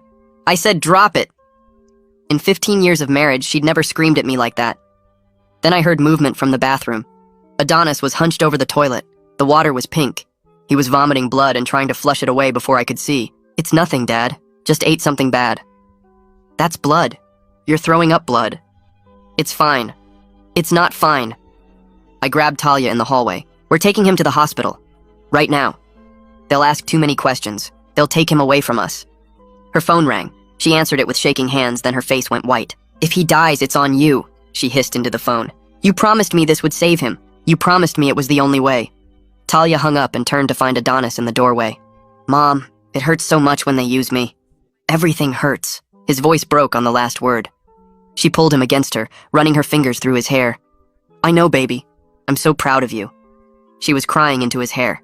Just 1 more week, then we're done. That's when I decided to check on him later. But at 3 a.m. when I went to his room, his bed was empty, still made. On his pillow was a note. Dad, if you're reading this, I'm okay. I'll be home by sunrise. I ran to the window just as a sedan pulled into our driveway. Adonis limped out the back door and climbed in. I let the Uber get a block ahead before I started my engine. I thought I was prepared for anything. But I was wrong, because that's when he pulled into Mel's diner. Through the window, I saw him go straight to the back, emerging in an apron and name tag. The night shift waitress hugged him. The cook waved from the kitchen. Everyone knew what he was doing. Everyone except me. I sat in my car, frozen in place, watching my child work. He carried trays loaded with plates that made his arms shake. Truckers 3 times his size barked orders at him. I kicked that door open so hard it slammed into the wall. That's my 12-year-old son! Every eye turned to me. The manager stepped back. He said he was 16, had a work permit. He's 12 years old. An older trucker in the corner booth stood up slowly, deliberately. We all knew, mister. Every one of us knew. But the kid said it was life or death, said he needed the money to save someone. My world tilted. A waitress was already on her phone. Minutes later, Talia's car screeched into the parking lot. She saw Adonis on the floor and fell apart completely. I told you weekends only. You promised me. Just weekends, you promised. Adonis was trying to stand, swaying. Mom, the bills. I had to pay them. What bills? I demanded. I looked at my wife's tears, my son's blood on the floor, and felt my whole world crashing down. Noah, you have cancer. The word cancer hung in the air like smoke while I stared at the blood pooling under Adonis on the dirty diner floor. My legs went weak and I grabbed the doorframe, suddenly understanding why I'd been so tired lately, why I'd lost 20 pounds without trying, why there was blood in the toilet that I kept telling myself was just hemorrhoids. Adonis tried to push himself up, but his arms gave out, and he collapsed back down, more blood dripping from his split lip onto the cracked linoleum. The cook was already on the phone, and within minutes red lights were flashing through the window as the ambulance pulled up. The paramedics rushed in with a stretcher, and I pointed at Adonis, telling them to take him first while I helped Talia to her feet. She was shaking so bad she could barely walk, kept saying the same thing over and over about not knowing what else to do. I followed the ambulance in my car with Talia crying in the passenger seat, her hands covering her face the whole drive. At the emergency room, they wheeled Adonis straight through the double doors, while a nurse with a camera started taking pictures of his split lip and the bruises climbing up his neck. The triage nurse asked me how he got hurt, and I told her everything about finding him at the diner, about the truckers who knew, about him working illegal night shifts. Talia seemed to get smaller with every word I said, sliding down in the plastic waiting room chair. The ER doctor came out after an hour saying they needed blood work and a CT scan, because Adonis had been throwing up blood. His hemoglobin was at 7.2, way below normal for a kid his age, and they were talking about keeping him overnight for observation. A woman in a blazer appeared with a clipboard and introduced herself as a social worker from the hospital. Roman Reyes from CPS showed up before we even finished the paperwork, a tall man with a badge who separated us into different rooms for interviews. He asked me about school attendance and work schedules, writing everything down in a small notebook. When I mentioned Principal Harris knew about this, his pen stopped moving, and he looked up at me with hard eyes. In the other room, I could hear Talia crying through the thin walls as she talked to another CPS worker. Later, she told me she admitted finding mail from my doctor 3 months ago when I was at work, test results I'd hidden in my desk drawer. The insurance had lapsed when I switched jobs 6 weeks ago, and she panicked about the bills, thought she could handle it secretly until the new coverage kicked in next month. Brady Novak, the hospital social worker, sat with me in a small office while Adonis was getting his CT scan, spreading out forms for charity care programs across the desk. He explained each application slowly, showing me where to sign, telling me about payment plans and financial assistance I never knew existed. His kindness hit me hard because it made me realize how much trouble we were really in, how much help we actually needed. That evening, while Adonis slept with an IV in his arm, I sat in the bathroom stall and finally let myself think about all the signs I'd ignored. The exhaustion that made me fall asleep at red lights, the blood I kept seeing and pretending wasn't there, the stomach pain I took ibuprofen for every morning. Talia had found the test results I'd hidden even from myself, the ones from my physical 6 months ago that said I needed follow-up immediately. My denial could have killed me, and now it was killing my son who was working himself to death trying to save me. I found Talia in the hallway and asked her about those white pills she'd been giving Adonis at breakfast. She broke down again, admitting they were caffeine pills and energy supplements she bought at the gas station to keep him awake for his shifts. She hadn't thought about what 200 milligrams of caffeine would do to a 12-year-old's heart and stomach. Part of me wanted to scream at her, but another part understood the desperation that made her do it, the fear of losing me that made her risk losing our son. The next morning, while we waited for Adonis to wake up, Roman Reyes called to say he'd visited the diner at dawn. He confirmed Adonis had been working there illegally for 2 months, sometimes 5 nights a week from midnight to 6 in the morning. Mel was claiming he thought Adonis was 16 because of the work permit, acting shocked when Roman showed him Adonis's real age. The labor board was already involved, and the diner was facing fines that could shut it down permanently. Roman said he'd be back to interview Adonis when he was feeling better, that this was just the beginning of a long investigation. Talia gripped my hand so tight her nails left marks in my skin, both of us watching our son sleep in that hospital bed with machines beeping around him. The machines kept beeping steady until Adonis's eyes opened around 6 in the morning, and the first thing out of his mouth was asking if I was gonna die like his friend Tommy's dad did last year, from the same kind of cancer. I grabbed his hand and promised him we'd fight this together, but no more secrets and definitely no more working, and he just started crying and saying sorry over and over for not making enough money to help. Brady came in with a stack of papers while the nurse checked Adonis's IV and started explaining how our insurance gap meant we had 0 coverage for 3 whole months, right when my symptoms started getting bad. The new insurance I got through work had a huge deductible we hadn't met yet and wouldn't cover any of the experimental treatments the doctors might want to try, so even with charity care we were looking at bankruptcy for sure. He pulled out application after application for emergency Medicaid, hospital charity programs, and drug company assistance, each one needing different documents we'd have to dig up from home like tax returns and pay stubs and bank statements. Talia and I sat at the little hospital table working through the forms together, neither of us talking, just filling out boxes and signing our names over and over while Adonis dozed. A woman in a white coat came in and introduced herself as Dr. Camilla Hudson, my new oncologist, and she scheduled my first real cancer appointment for tomorrow morning with a whole bunch of tests I couldn't even pronounce. She was nice but direct about needing staging scans right away to see how far the cancer had spread, and I signed consent forms that my brain couldn't really process because I kept thinking about Adonis asking if I was gonna die. The imaging center called my cell phone to schedule my PET scan and biopsy for Thursday, and the tech on the phone explained the whole procedure. While I just nodded and said okay, even though she couldn't see me, my mind stuck on Adonis's question about dying, while everything moved way too fast and way too slow at the same time. While I was down getting my first round of tests done, Talia sat with Monica Fowler, the family therapist they assigned us, and spilled everything about how she'd contacted Mel when she got desperate for cash, telling him Adonis was really mature for 12 and could handle the work. She kept saying how lots of kids work in family businesses, so she figured it wasn't that different, except deep down she knew it was totally different. But the fear of losing me made her ignore that voice in her head, and even now, with everything that happened, she still tried to defend not telling me because she thought I'd refuse treatment if I knew the cost. The next day, Adonis had to describe the night shifts to Monica, with me sitting right there listening to every awful detail about truckers who grabbed his arm. When he brought the wrong order, trays so heavy his whole body shook carrying them, burns all up his forearms from the coffee pot when his hands got too tired to hold steady. He talked about it like it was just normal stuff because Mom said it would save Dad's life, and Monica wrote down every single word for the CPS report while I sat there feeling sick. That afternoon, I drove to the bank and told them I needed to cash out my entire 401k, even with the huge penalty, and the financial advisor spent 20 minutes trying to talk me out of it, showing me charts about compound interest and retirement planning while I just kept signing papers until he finally processed the withdrawal for $30,000 that might cover 2 months of treatment if we were lucky. Roman called while I was driving home to tell me he'd been investigating the school's involvement and found out Principal Harris actually helped forge the work permit because she thought supervised work at the diner was better than our family ending up homeless on the street, and now the school board was launching their own investigation into how this happened. When I got home, Talia was already back from the bank with rejection letters from 3 different personal loan companies, all denying her because our debt-to-income ratio was already too high with the mortgage and car payments and credit cards we'd been using for groceries. She'd stopped at the food pantry on the way home and brought in bags of canned soup and boxes of spaghetti, her face completely blank as she unpacked them into our cabinets, her pride so broken she couldn't even look at me. We ate the donated spaghetti that night in total silence, all 3 of us at the table but nobody talking, just the sound of forks on plates and Adonis wincing when the tomato sauce hit the cuts in his mouth. The phone rang right as I was clearing the plates and Dr. Hudson's office number showed on the screen. I grabbed it with shaking hands while Talia froze at the sink and Adonis watched from his chair. The nurse told me to come in tomorrow morning for my test results, and I knew from her voice it wasn't good news. That night I laid awake feeling the pain in my gut that I'd been ignoring for months. The same pain I'd been taking 3 ibuprofen for every morning just to get through work. The next morning we all drove to the hospital together because Talia said we needed to hear it as a family. Dr. Hudson sat us down in her small office with diplomas on the wall and a plastic skeleton in the corner.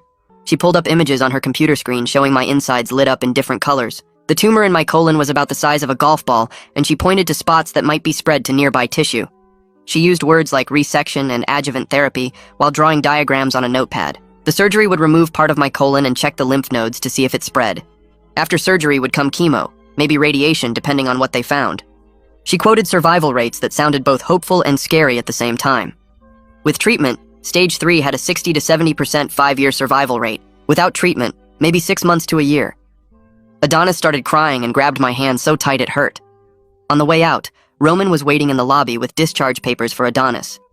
The CPS monitoring meant weekly check-ins at their office downtown, no work of any kind, and mandatory counseling twice a week. Adonis looked relieved when Roman explained that adults were handling things now. The 3 of us drove home in silence, our family broken but still holding on. The next day, I had to go to my office to meet with HR about medical leave. The lady behind the desk was nice enough as she explained that family medical leave would protect my job for 12 weeks, but it was unpaid. She processed the paperwork while I did math in my head about how long our savings would last. Without my paycheck, maybe 2 months if we were careful. 3 days later, Mrs. Swan showed up at our door carrying a box of Adonis's schoolwork. She was crying before I even let her in, apologizing over and over for not doing more. She said she tried reporting her concerns 3 times, but was told to document everything and wait for more evidence. She brought all his missed assignments and worksheets, offering to come tutor him for free every Tuesday and Thursday. That evening, while Adonis was at his first counseling session, Talia finally explained everything from the beginning. The first missed insurance payment happened when I switched jobs, and there was a gap in coverage. She thought she could catch up, but then she found the test results I'd hidden in my car showing abnormal cells. Each choice seemed logical at the time, but together they almost destroyed us. She sold Adonis's things first thinking we'd buy them back. Then she heard about cash work at the diner from another mom at the school. Every decision was about keeping me alive without me knowing the cost. I wanted to stay mad, but I could see how fear made her desperate. 2 weeks later, the labor board investigator came to our house with a thick folder of violations from the diner. Mel was facing fines that would probably shut the place down, plus criminal charges for employing a minor in hazardous conditions. The investigator showed us pictures of the kitchen where Adonis worked with the deep fryer and hot surfaces marked as violations. Part of me felt good that Mel would pay, but part of me wondered where all those workers would find jobs now. Our first family counseling appointment with Monica Fowler was mostly her explaining rules while we sat on her brown couch.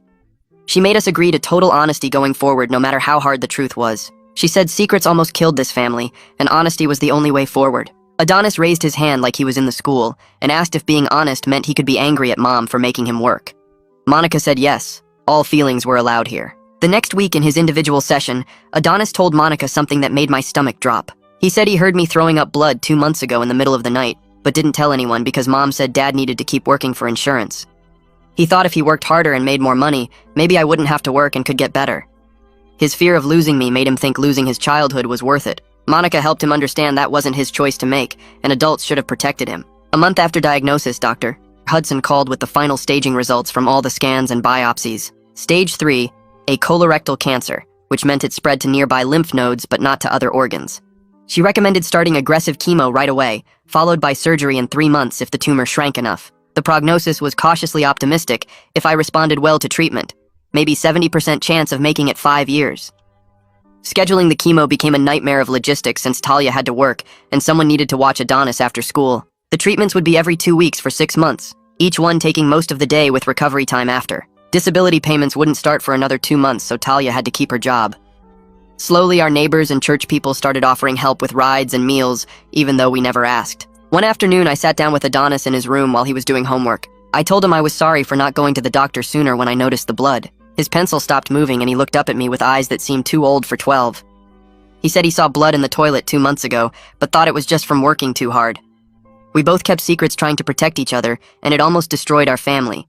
The next day, Roman called Talia into his office downtown, while I waited with Adonis in the lobby.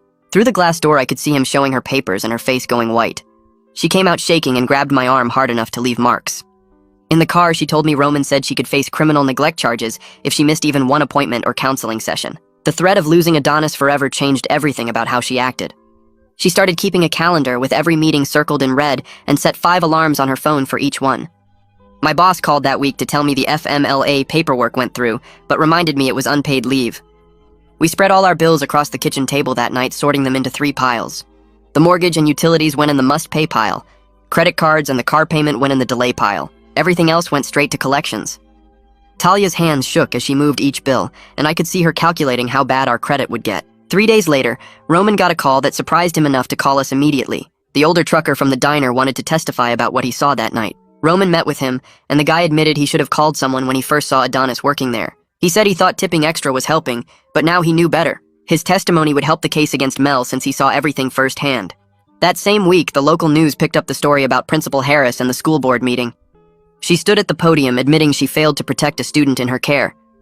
The board voted to demote her, but let her keep teaching, which made some parents angry. A letter arrived at our house 2 days later with her handwriting on the envelope. Talia grabbed it from the mailbox and ripped it into tiny pieces without reading it. She threw the pieces in the trash and slammed the lid shut. Monday morning, the school called because Adonis got into a fight during lunch. Some kid called Talia a criminal who should be in jail, and Adonis punched him in the face. The principal found him crying in the bathroom afterward with bloody knuckles. When I picked him up, he could barely look at me. Monica saw him that afternoon for an emergency session and helped him understand that being angry was normal after everything that happened. She taught him ways to handle the anger without hurting himself or others. Our next family counseling session focused on setting up rules for our house going forward. Monica made us write them on a poster board that we hung on the fridge. Adonis's only job was school and being a kid. Talia had to share all money decisions with me before making them. I had to tell someone immediately if I felt sick or saw blood anywhere. They seemed like simple rules, but we needed them written down to remember. The cancer center scheduled my first chemo for the following Tuesday morning. I sat in the chair while the nurse hooked up the IV and explained what would happen. The medicine went in cold and I could feel it traveling through my veins. Within 3 hours, I was throwing up everything in my stomach. Talia held a bucket under my face while I heaved and shook. She rubbed my back and whispered that she was sorry over and over between my gagging. We both ended up crying on the bathroom floor that night. 2 weeks later, the first stack of medical bills showed up in our mailbox.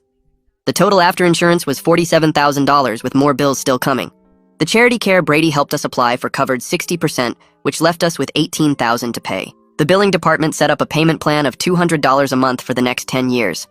Our budget was already stretched so thin that even that amount seemed impossible. I found Talia at the kitchen table one night writing on notebook paper. She crumpled it up when she saw me and threw it in the trash. After she went to bed, I pulled it out and smoothed the wrinkles. It was a letter to Adonis apologizing for making him grow up too fast and stealing his childhood. She wrote about how she would never forgive herself for what she put him through. I brought it to her the next morning and we talked about forgiveness being something that takes time. She said she wasn't ready to forgive herself yet and might never be. The days blurred together with appointments and treatments and counseling sessions that all felt like punishment, even though they were supposed to help us heal. 3 weeks later, the school called about Adonis having a meltdown during state testing. The room went dead quiet, and he just started shaking and couldn't breathe right. Mrs. Swan grabbed him and got him to the counselor's office fast, while the other kids kept taking their test. The counselor sat him on the floor and talked him through breathing exercises until his hands stopped shaking. She explained later that silence was a trigger now because the diner was always loud with truckers yelling and dishes clanging. Adonis learned to raise his hand when he felt panic coming, and the teacher would let him step into the hallway. The next Monday, Roman showed up at our door for the monthly CPS check without warning. He walked through every room taking notes on his clipboard while we followed behind, nervous.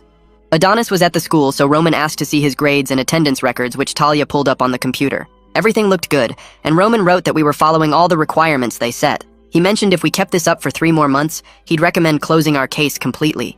The threat of losing Adonis still hung over every single thing we did, but at least Roman seemed happy with our progress. 2 days later, we got a letter saying the labor board scheduled a hearing about the diner for next month. Our legal aid lawyer met with us at her cramped office downtown to explain what would happen. She said we'd each have to testify about what we saw and what Adonis went through working there. Adonis sat quiet the whole meeting, but I could see his leg bouncing under the table when she mentioned facing Mel in court. The lawyer said his testimony was the most important part since he was the victim. That night at dinner, we talked about whether to push for criminal charges against Mel or take whatever plea deal they offered. Adonis said he wanted Mel to go to jail for what he did, but also just wanted everything to be over. Talia thought we should let the prosecutor decide since they knew what cases actually won. I agreed because none of us really understood how the legal system worked anyway. The following week, I went for my 3-month scan to see if the chemo was working. Dr. Hudson came in with the results looking serious, which made my stomach drop. The tumor had shrunk, but not as much as she hoped it would by now. She wanted to add a stronger drug to my treatment, but warned it was expensive, and insurance probably wouldn't cover it. Brady spent hours on the phone fighting with the insurance company while we sat in the waiting room panicking about money. They denied it twice before Brady figured out the right codes to use on the appeal. Meanwhile, our landlord taped an eviction notice to our door for being 2 months behind on rent. I called him right away and begged for more time to figure something out. He agreed to let us stay if we paid half now and set up a payment plan for the rest. The stress made my blood pressure shoot up so high that Dr. and Hudson had to adjust my other medications. Every single system seemed designed to kick you when you were already down. That Thursday was our family counseling session with Monica, and something finally broke open in Talia. She started sobbing so hard she couldn't talk for 5 whole minutes. When she finally got words out, she said she was so scared of being a widow at 38. She turned to Adonis and begged him to forgive her for making him work. She said she thought she was saving our family, but she almost destroyed it instead. Adonis sat frozen for a minute, then got up and hugged her for the first time since everything started. Monica said this was progress even if it didn't fix everything yet. The healing would take way longer than the hurting did. Over the weekend, Adonis had to write an impact statement for the labor board hearing. His teacher stayed after school to help him organize his thoughts and fix his grammar. He wrote about missing school and throwing up blood and being too tired to play with friends. He practiced reading it out loud to us over and over until he could get through it without crying. Each time he read it, he stood a little taller and spoke a little louder. His teacher told him his voice mattered and people needed to hear what happened. Sunday morning, the pastor announced the church took up a special collection for our medical bills without even asking us first. They raised $8,000 in one service, which made Talia cry with embarrassment. She kept saying we didn't deserve charity after what we did to Adonis. I reminded her that Adonis working was also charity, but the bad kind that hurt him. This was people actually helping the right way without asking for anything back. The next afternoon, the prosecutor called to explain what would probably happen with Mel's case. She said he'd most likely plead guilty to misdemeanor child endangerment to avoid trial. He wouldn't go to jail, but would pay big fines and have to pay Adonis back for all his work, plus extra for damages. It didn't feel like enough punishment, but our lawyer explained that these cases hardly ever ended with jail time. She said the difference between justice and closure was something we'd have to figure out for ourselves. That night before the hearing, we sat around the kitchen table picking at leftover pasta nobody really wanted to eat. Adonis kept folding and unfolding his impact statement, while Talia chewed her fingernails down to nothing. I watched them both trying to find the right words, but nothing came out for the longest time. Finally, Adonis said he just wanted people to know it hurt, and Talia said she wanted it over, and I said I wanted him to feel heard, and we all nodded like that fixed anything. The courthouse the next morning was smaller than I expected. Just a regular government building with metal detectors and tired security guards. We found the right room, and there was Mel already sitting with his lawyer at a table up front. He looked older somehow, his shoulders hunched forward like he was trying to make himself smaller. The judge came in and started reading case numbers and legal stuff I didn't really understand, while Adonis gripped my hand so tight it hurt.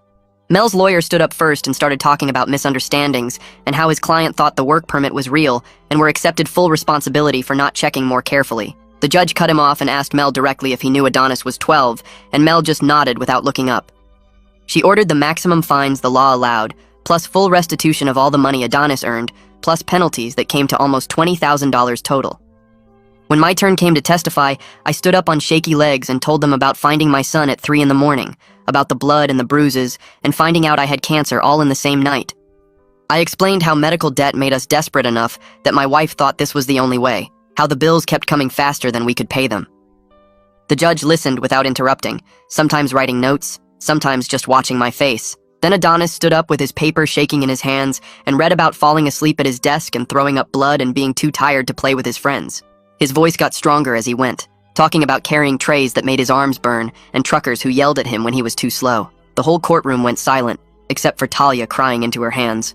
The judge thanked him for being brave enough to speak up and officially ordered the full restitution amount. 2 weeks later, Roman showed up for what he said would be our last home visit before switching to monthly check-ins. He walked through the house checking that Adonis had his own bed and adequate food in the fridge and working smoke detectors. He sat down with us after and said he'd seen too many families destroyed by medical debt, that what happened to us wasn't uncommon, just usually hidden better.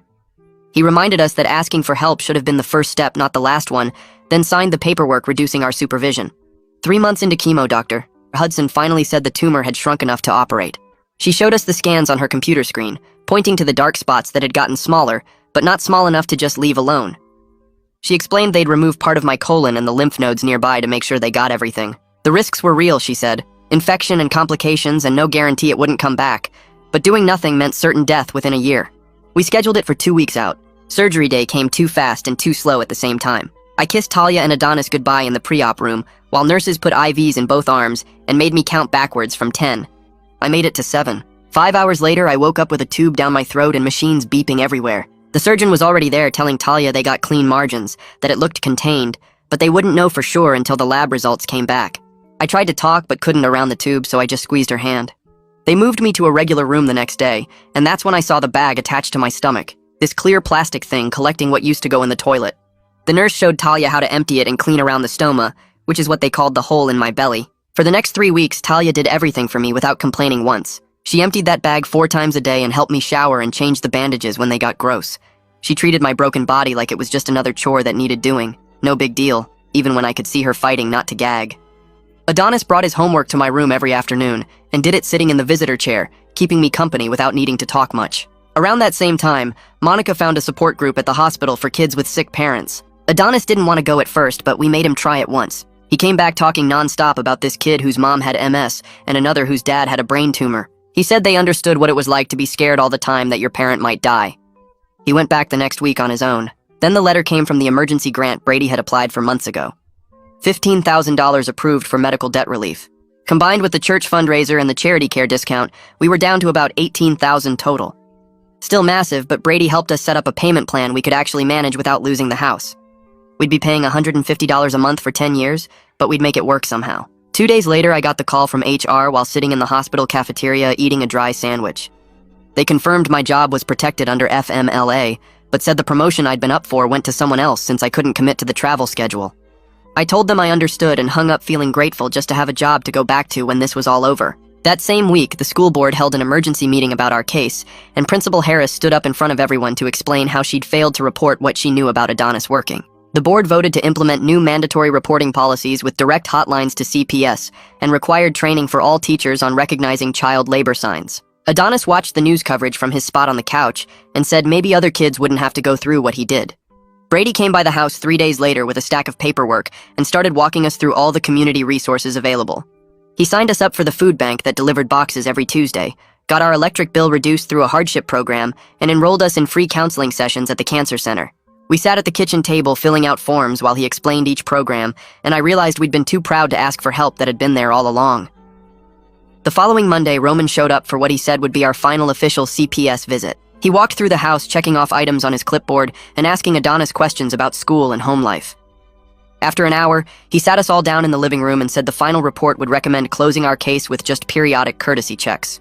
He shook our hands and told us we were one of the families that actually made it through together, even if we had scars to show for it. 3 weeks after surgery, the pathology report finally came back and Dr.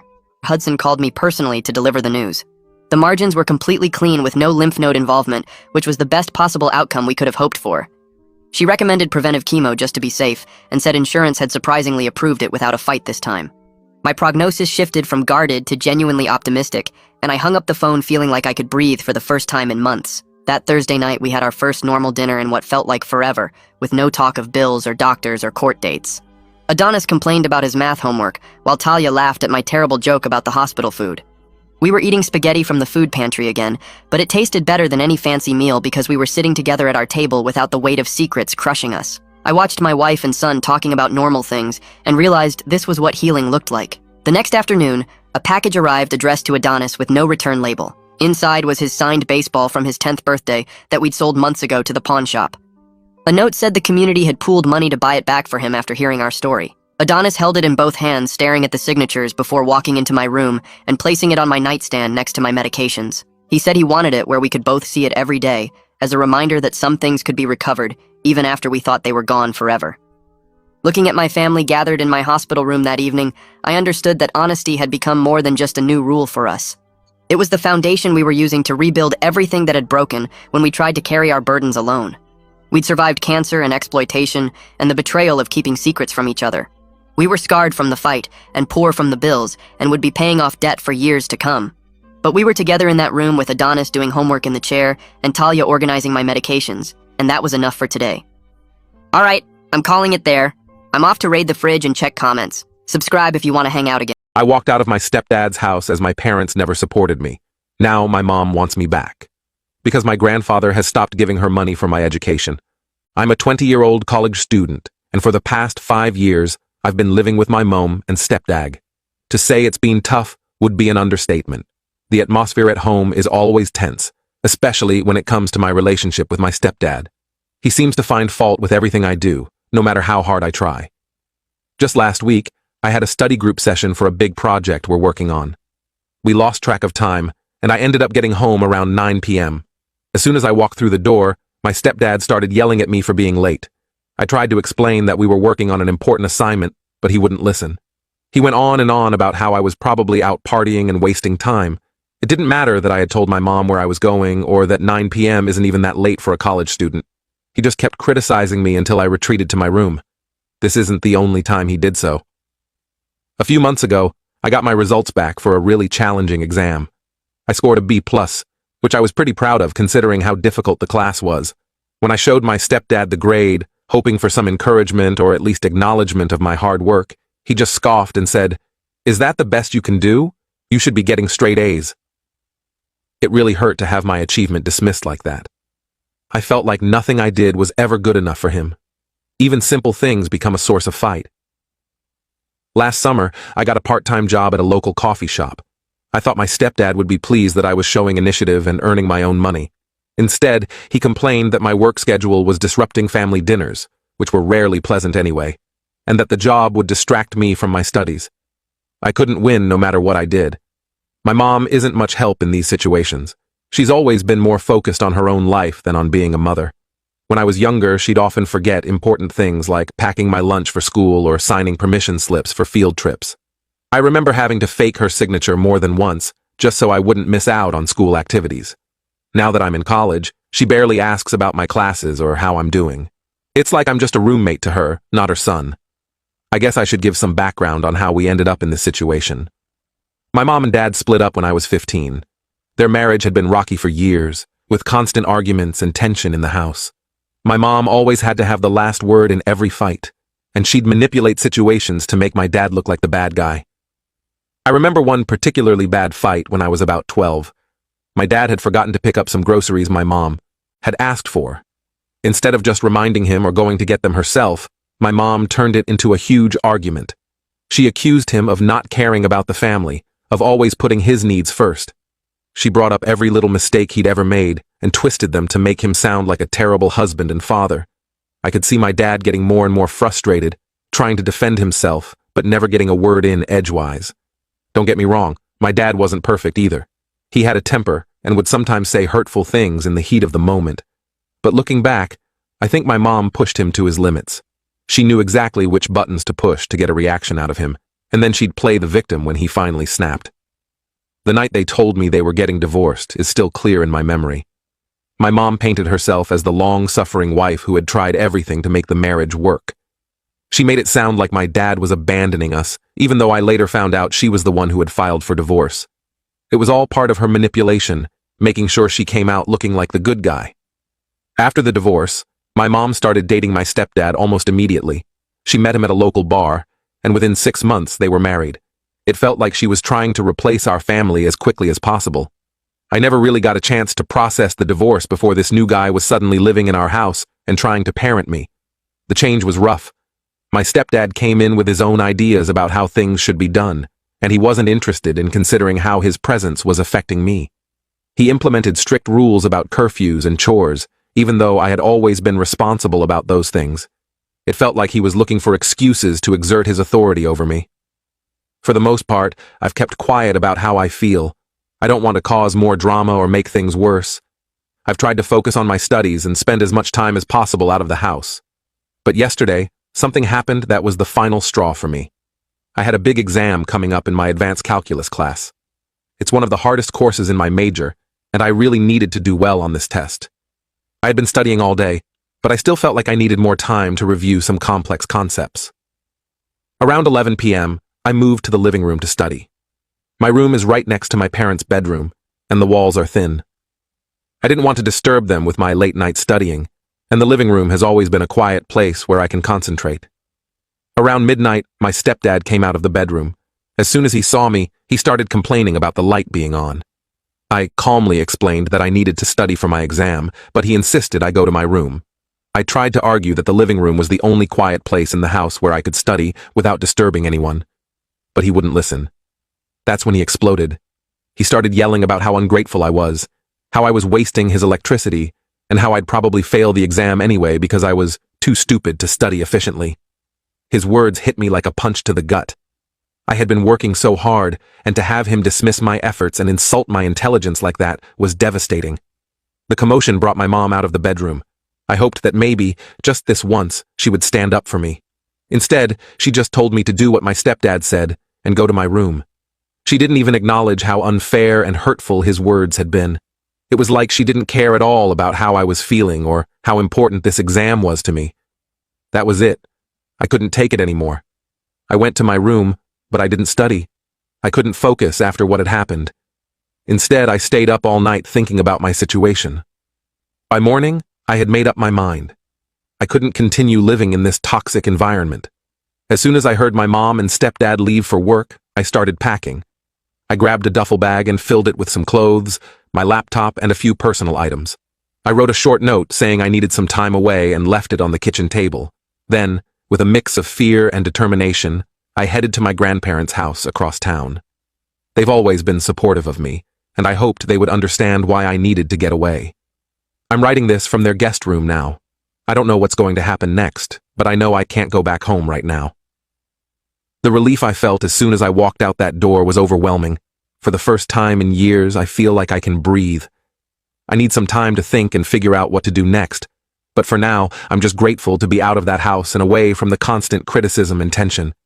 I know my mom will probably be upset when she realizes I'm gone, but I can't bring myself to care too much right now.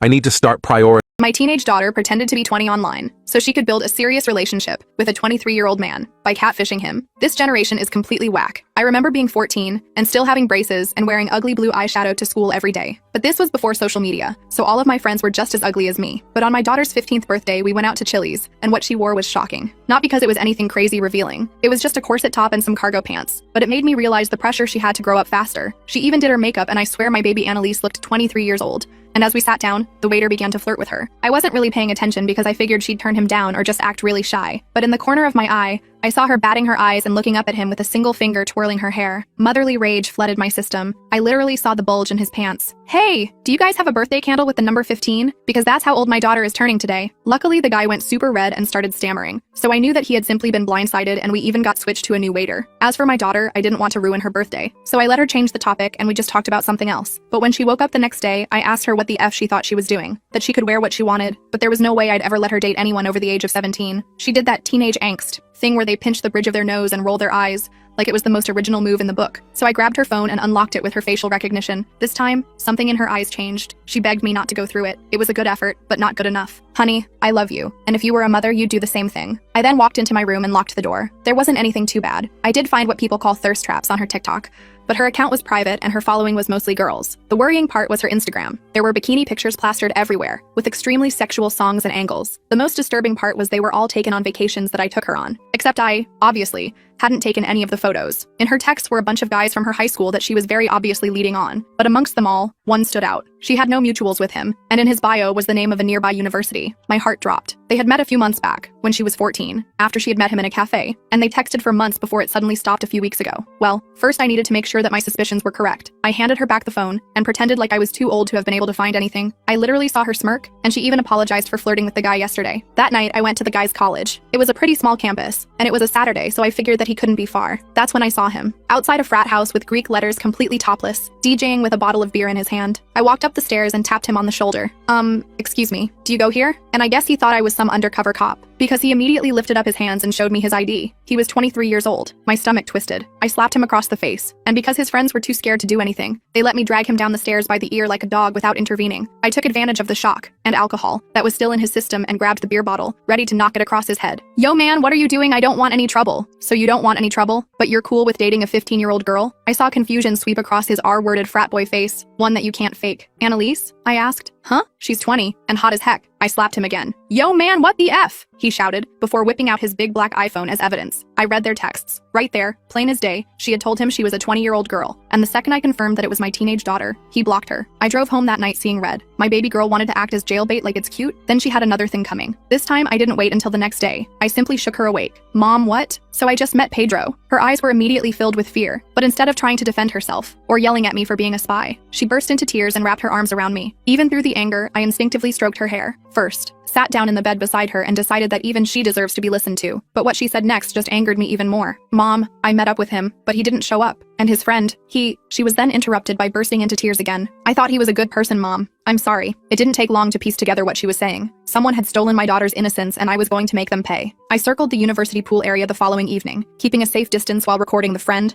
Marcus's predatory routine through my phone's zoom lens. He leaned in close to a petite blonde girl who couldn't have been more than 18, whispering something that made her giggle nervously, her cheeks flushing. His hand slid from her back to her waist with practiced ease, pulling her closer as if testing boundaries. I zoomed in, capturing every moment of his calculated manipulation, my blood boiling as I recognized the same tactics Annalise had described. The blonde's friend approached, looking concerned, and Marcus immediately switched his demeanor like flipping a switch, stepping back slightly and adopting a casual, almost brotherly stance. The performance was Oscar-worthy. As soon as the friend wandered back to the snack table, he was right back at it, this time offering the girl another drink from a silver flask he pulled from his pocket. My stomach churned violently as I watched him add something to her cup when she glanced away at a commotion by the diving board. This was the exact playbook he'd used on Annalise. I'd seen enough. I pocketed my phone and marched toward them, channeling every ounce of maternal fury in my 5'6" frame. Just as I approached, a burly fraternity brother with a crew cut stepped directly into my path, his muscled arms crossed over his chest. Hey, you don't look like a student, he said, eyeing my mom jeans and sensible shoes with suspicion. Who are you with? I hadn't planned for this obstacle. I'm looking for my nephew, Pedro Martinez, I improvised, forcing a casual smile. He told me to meet him out here. The guy's eyes narrowed skeptically. Pedro Alvarez? He's inside. Great, thanks, I said brightly, attempting to step around him, but he shifted to block me again, his movement fluid despite his size. Actually, why don't I take you to him? He gripped my arm firmly, not enough to hurt, but enough to make it clear I wasn't getting past him alone. I glanced back at Marcus, who was now leading the blonde girl toward a side door of the house, his hand possessively on the small of her back. My window of opportunity was closing fast. Fine, I conceded, allowing myself to be escorted back inside the crowded, beer-soaked house. The frat brother guided me through rooms packed with dancing students, his hand still firmly on my arm. When we reached the kitchen, Pedro was nowhere to be seen among the beer pong players and couples making out against the refrigerator. Looks like he stepped out, the guy said, his tone making it clear he knew I'd invented the connection. Maybe you should come back another time. I nodded, feigning defeat, and headed for the front door, the bass-heavy music thumping in my chest. Once outside, I circled around to the side of the house where I'd seen Marcus taking the girl. There was a separate entrance there, likely to a basement or private room. I tried the door handle, locked. Cursing under my breath, I peered through a small window smudged with fingerprints. The basement was dimly lit with colored LED strips, but I could make out a seating area with several people lounging on mismatched couches. No sign of Marcus or the blonde. I needed a new approach. I couldn't just break in, and I couldn't risk getting thrown out before gathering more evidence. I I returned to my car and called Annalise, my heart racing. Mom? She answered immediately, her voice tight with worry. Are you okay? I'm fine, I assured her, watching the frat house for any sign of Marcus. But I need more information about him. Did he ever mention where he lives? Is it in the fraternity house or somewhere else? He said something about having an apartment off campus, she replied after a moment's hesitation. He bragged about how his dad pays for it so he doesn't have to live with the peasants in the frat house. Did he say where? Anything about the building or the street? I pressed, already starting my car. Cedar Street, she said with surprising confidence. I remember because that's where he took me. It was a blue building with a coffee shop on the first floor. Apartment 3B. You're absolutely sure? Positive. Mom, what are you going to do? Her voice trembled slightly. I hesitated, not wanting to worry her more. I'm just gathering information right now. I'll be home soon. Promise me you won't do anything crazy, she pleaded, suddenly sounding much younger than 15. I promise I'll be careful, I said, carefully avoiding a direct answer. Lock the doors and don't let anyone in. I love you. I hung up and pulled up a map on my phone. Cedar Street was only a few blocks from campus. I drove there slowly, scanning the buildings until I spotted a 3-story blue Victorian converted into apartments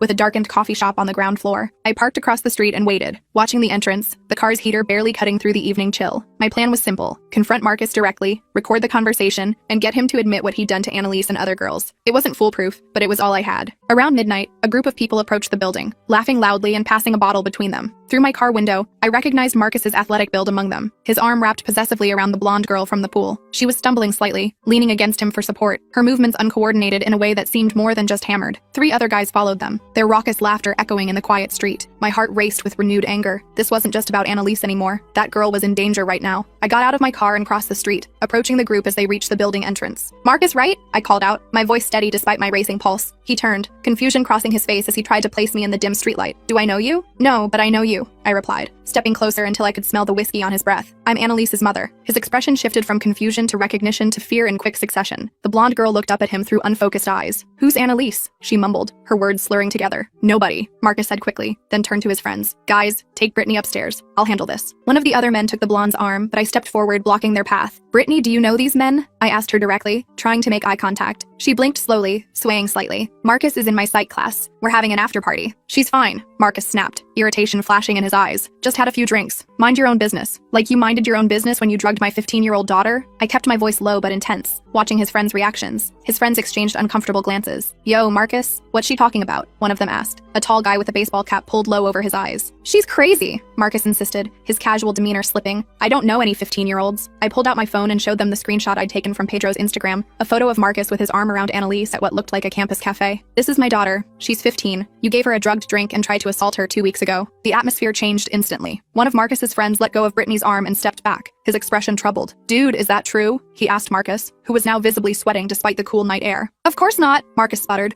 running a hand through his gelled hair. She came on to me. She said she was in college. So you admit you know her? I pressed, seizing on his mistake. Marcus realized his error too late. His friends were now looking at him with undisguised suspicion, creating distance between themselves and him. I think Brittany should come with me, I said, reaching for the girl's hand. I can call her a cab or drive her home. No way, Marcus said, grabbing Brittany's arm possessively, his fingers digging into her skin. She's with me. Actually, one of his friends interjected, the tallest one with kind eyes. Maybe we should all call it a night. He turned to Brittany. Where do you live? We can get you an Uber. Marcus's face contorted with anger. What the hell, Jason? You're taking her side? I'm not taking sides, Jason replied calmly. But if what she's saying is true, it's bullshit, Marcus shouted, his voice echoing down the empty street. Brittany flinched at his outburst, seeming to sober up slightly. What's going on? She asked, looking around in confusion, her mascara smudged beneath her eyes. I addressed her directly, keeping my voice gentle. Brittany, I'm concerned that Marcus may have put something in your drink. It happened to my daughter, and I don't want it to happen to you. Her eyes widened. What? She's lying, Marcus insisted, but his voice lacked conviction. I saw him add something to your cup by the pool, I said. I have it on video. That was stretching the truth. My video wasn't clear enough to definitively show him drugging her drink, but the bluff worked. Brittany pulled away from Marcus, stumbling toward Jason. I want to go home, she said, her voice small and frightened. Marcus lunged forward suddenly, grabbing my phone from my hand. Give me that! Delete that video! I yanked back, but he was stronger. In the struggle, my phone fell to the concrete sidewalk with a sickening crack. Before I could retrieve it, Marcus stomped on it deliberately, shattering the screen under his expensive sneaker. You psycho! I shouted, pushing him back with both hands. He shoved me in return, harder than I expected, sending me sprawling onto the rough concrete. Pain shot through my wrist as I tried to break my fall. Marcus, what the hell?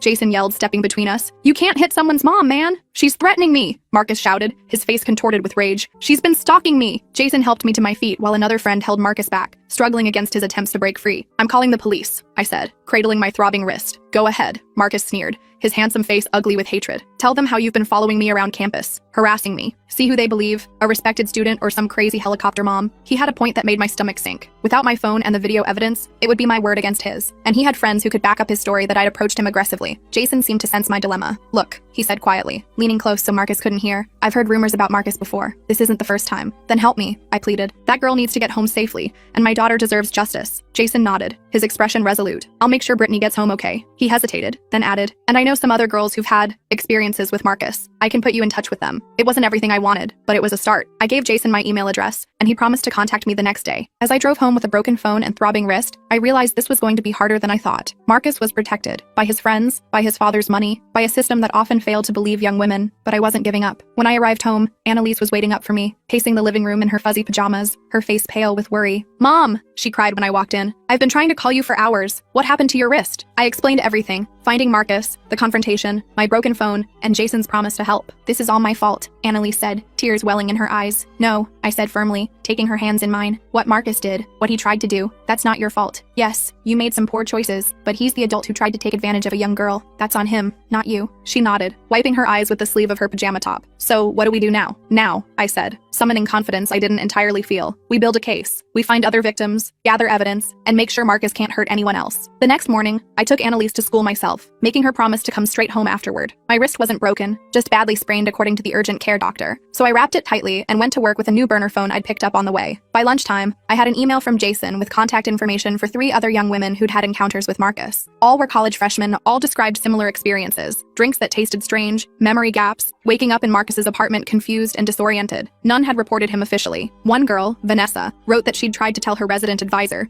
but was discouraged when she learned about Marcus's father's connections to the University Board of Trustees. Another, Talia, said she'd been too ashamed and blamed herself for drinking too much. I reached out to each of them, explaining who I was and why I was investigating Marcus. 2 responded almost immediately, agreeing to meet me that weekend at a coffee shop off campus. When I picked up Annalise from school that afternoon, she seemed different, quieter, more withdrawn, her usual animated chatter absent. Everything okay? I asked as we drove home through the autumn-tinged streets. She stared out the window, watching the scenery blur past. Everyone at school knows something happened. Not the details, but they know I'm not allowed on social media anymore and that you took my phone. They're all talking about me. My heart sank. I'm sorry, honey. Kids can be cruel. It's not just that, she said, turning to face me with alarm in her eyes. Chloe showed me messages from this college guy she's been talking to. Mom, I think it's Marcus. I nearly slammed on the brakes. What? How would he know Chloe? He DMs random girls on Instagram. That's how he found me too. She looked down at her hands. I didn't meet him at a cafe. I was too embarrassed to tell you the truth. He messaged me after I commented on one of Pedro's posts. She turned to me, her eyes filled with fear. What if he's targeting my friends to get back at me? This was escalating faster than I'd anticipated. Marcus wasn't just a predator. He was vindictive and calculating. Show me the messages, I said, pulling into our driveway. When we got home, Annalise used my laptop to log into Chloe's Instagram account. Apparently, the girls all shared passwords, something we'd need to discuss later. Sure enough, there were messages from a user named Marcus DJW Wright, complimenting Chloe's photos and asking where she went to school. Call Chloe right now, I instructed. Tell her everything. Make sure she blocks him immediately. While Annalise called her friend, I checked my email again. There was a new message from Jason. Marcus knows you're talking to people. He's freaking out, threatening anyone who speaks to you. Be careful. He has a temper. I forwarded the email to my personal account and deleted it from the laptop, not wanting to worry Annalise more than necessary. But I was worried. This was no longer just about getting justice for what had happened.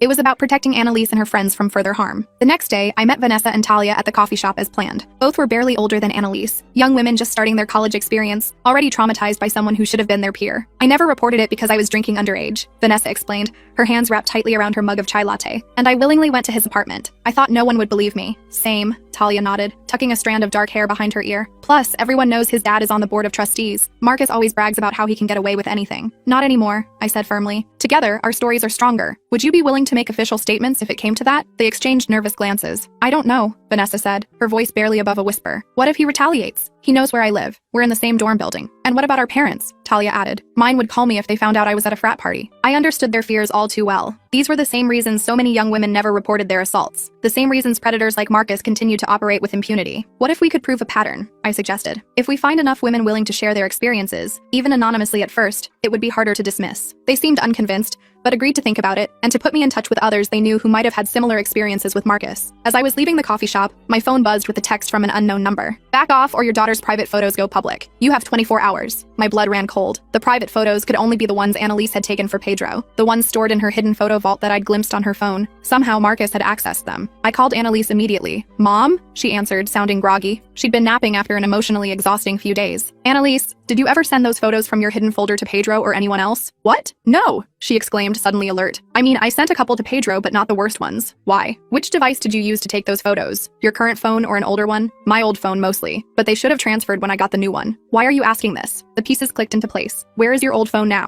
"I don't know. Probably in my desk drawer somewhere. I haven't used it since I got the new one for Christmas. Find it, now, and don't turn it on." I raced home, my mind spinning with possibilities. If Marcus had somehow gotten access to Annalise's old phone, or if Pedro had shared the photos she'd sent him, we were dealing with a whole new level of threat. When I arrived, Annalise was tearing apart her room looking for the old phone, clothes and books scattered across the floor. "I can't find it," she said, panic evident in her voice. "Think, Annalise. When was the last time you remember having it?" She sat on her bed, concentrating. "I used it as a music player for a while after I got the new one. I might have taken it to school. Could you have left it somewhere? Lost it?" Her eyes widened with sudden realization. "The party at Megan's house last month. I brought it to play music, but I was using Megan's speaker. I remember setting it down somewhere and then..." She trailed off, her face paling. "I don't remember picking it up again." "Who was at that party?" I asked, dreading the answer. "Just kids from school. And..." She hesitated, twisting the hem of her shirt. "Some of Megan's older brother's friends from college. The connection was too coincidental to ignore. Was one of them named Marcus?" Annalise shook her head. "I don't think so, but I wasn't paying attention to her brother's friends. They were hanging out in the basement, and we were upstairs." I showed her the threatening text. "Someone has your old photos, Annalise, and they're using them to try to stop me from investigating Marcus." Her face crumpled. "Mom, I'm so sorry. This is all my fault." "No," I said firmly, pulling her into a hug. "This is not your fault. This is what predators do. They find vulnerabilities and exploit them, but we're not going to let them win." I texted back the unknown number. "Distributing explicit images of a minor is a federal offense. Do it, and I'll make sure you spend the next decade in prison." The response came almost immediately. "Try proving it was me. Meanwhile, your daughter's reputation will be destroyed. Final warning." I showed Annalise the exchange. "We need to get ahead of this," I said. "If he's threatening to release those photos, we need to prepare." "How?" she asked, her voice small and frightened. "First, we tell your school counselor what's happening. Not about the photos specifically, but that you're being harassed and threatened by an older man. Second, we contact the police about the threats." "The police?" Annalise looked terrified. "But what if they see the photos?" "They deal with cases like this all the time," I assured her, with more confidence than I felt. "Their job is to protect you, not judge you." Before we could discuss further,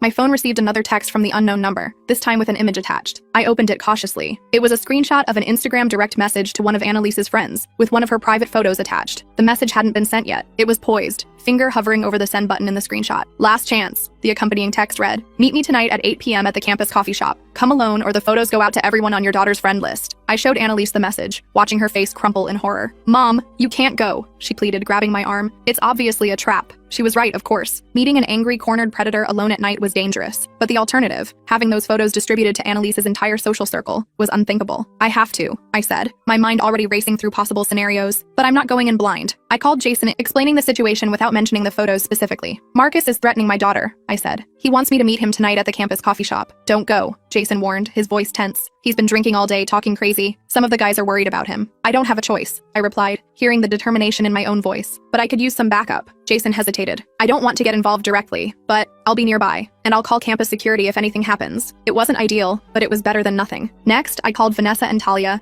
asking if they'd be willing to be in the area as witnesses. They agreed, reluctantly. Finally, I prepared Annalise for the worst-case scenario. "If those photos do get out," I told her, holding her shoulders gently, "we'll face it together. It won't be easy, but it won't be the end of the world either. And we'll make sure everyone knows who's really responsible." She nodded, tears streaming down her face. I wish I could take it all back. The photos, the lies, everything. "I know, honey." I hugged her tightly, breathing in the familiar scent of her strawberry shampoo. "But we can't change the past. We can only deal with what's happening now." At 7:30 p.m., I drove to campus, my heart pounding against my ribs. I'd prepared as best I could. I had a new phone with recording capabilities. Vanessa and Talia would be at a table nearby, and Jason had promised to keep an eye on the situation from outside. I'd also left a sealed envelope with Annalise, containing printouts of all the evidence I'd gathered about Marcus, with instructions to take it to the police if I didn't return by 10 p.m. The campus coffee shop was busy with students studying for midterms, providing some security in numbers. I chose a table near the back, positioning myself so I could see the entrance but also had a clear path to the emergency exit if needed. At exactly 8 p.m., Marcus walked in. He looked terrible. Unshaven, bloodshot eyes, clothes rumpled as if he'd been wearing them for days. He spotted me immediately and made his way to my table, dropping into the chair across from me with casual arrogance. "You should have minded your own business," he said without preamble, his voice low and threatening. "My daughter is my business," I replied evenly, meeting his gaze. "And so are all the other girls you've drugged and assaulted." He leaned forward, the smell of whiskey heavy on his breath. "You have no proof of anything. It's your word against mine. And trust me, at this school, my word carries a lot more weight than yours." "Is that why you're threatening to distribute child pornography? Because you're so confident in your position?" His eyes narrowed. "I never said anything about pornography. You have no proof I sent those texts." I don't need proof, I said, keeping my voice steady despite my racing heart. I just need people to start asking questions. And they already are, Marcus. Vanessa, Talia, Brittany, Jason, they're all talking. How many others are there? How long before one of them goes to the police? I could see the calculation in his eyes, the realization that his carefully constructed world was beginning to crumble. What do you want? He finally asked, his voice barely audible over the coffee shop chatter. I want you to leave my daughter alone, leave her friends alone, and get help before you hurt someone else. He laughed bitterly. That's it? A slap on the wrist and a promise to be good? No, I said, meeting his gaze directly. That's just the beginning. I also want you to tell me exactly what happened the day Annalise came to your apartment. His expression darkened. Nothing happened. She showed up looking for Pedro. I gave her a drink. We talked. Then Pedro called her, freaked out about her age, and she left. End of story. You drugged her drink. I pressed, watching his face for any reaction. I didn't substance anyone, he snapped, too loudly. A few nearby students glanced our way. He lowered his voice. Look, even if I did, which I'm not saying, nothing happened. She left. No harm, no foul. Intent matters, Marcus. You intended to assault my 15-year-old daughter. She said she was 20, he hissed, a vein pulsing in his forehead. Everyone lies about their age. It's not my fault she looked older. I leaned forward. Here's what's going to happen. You're going to delete any photos you have of my daughter. You're going to stay away from her and her friends. And you're going to get counseling for your issues with women. He snorted. Or what? Or I go public with everything I know. I've already spoken to multiple women who've had similar experiences with you. I have screenshots of your threats, and I have a daughter who's willing to tell her story. No one will believe you, he said, but I could hear the uncertainty in his voice. Maybe not at first, I conceded, but once one person speaks up, others follow. How many victims do you have, Marcus? 5? 10? How many will it take before someone listens? He stared at me for a long moment, then abruptly stood up. This conversation is over. As he turned to leave, I called after him. I meant what I said about those photos. Distribute them, and I'll make sure you face federal charges. He paused, his back stiffening, then continued walking without looking back. I watched him leave, my hands shaking under the table. I wasn't sure if I'd gotten through to him or just made things worse, but at least I'd stood my ground. Vanessa and Talia approached my table as soon as Marcus was gone. Are you okay? Talia asked. He looked really angry. I'm fine, I assured them. Did you record any of that? Vanessa nodded, showing me her phone. Got most of it. He basically admitted to drugging drinks, even if he tried to walk it back. It wasn't a full confession, but it was something. Another piece of evidence to add to our growing collection. Outside the coffee shop, Jason was waiting by my car. That was intense, he said. I was ready to call security when he stood up like that. Thank you for being here, I said sincerely. All of you. I know it wasn't easy. What happens now? Jason asked, his breath visible in the cool night air. I took a deep breath. Now we wait and see if he backs down or escalates, and we keep building our case, finding more women who are willing to speak up. As I drove home, I felt a strange mix of fear and determination. Marcus was dangerous, cornered, and unpredictable, but he was also exposed now, his behavior under scrutiny for perhaps the first time. When I arrived home, Annalise was waiting anxiously by the window, her silhouette visible through the curtains. Mom, she cried, running to hug me. What happened? Did he agree to delete the photos? Not exactly, I admitted, but I think I scared him. And more importantly, we have allies now. Other women he's hurt who are willing to speak up. Annalise pulled back, her expression serious. I want to speak up too. If he releases those photos, I don't want to hide in shame. I want everyone to know what he tried to do to me. I felt a surge of pride through my worry. My daughter was finding her strength, her voice. Are you sure? I asked. Once we go public, there's no going back. She nodded firmly. I'm sure. I don't want him to hurt anyone else. That night, as Annalise slept, I sat at my computer drafting an email to the university's Title IX coordinator, the dean of students, and the campus police. I attached statements from Vanessa and Talia,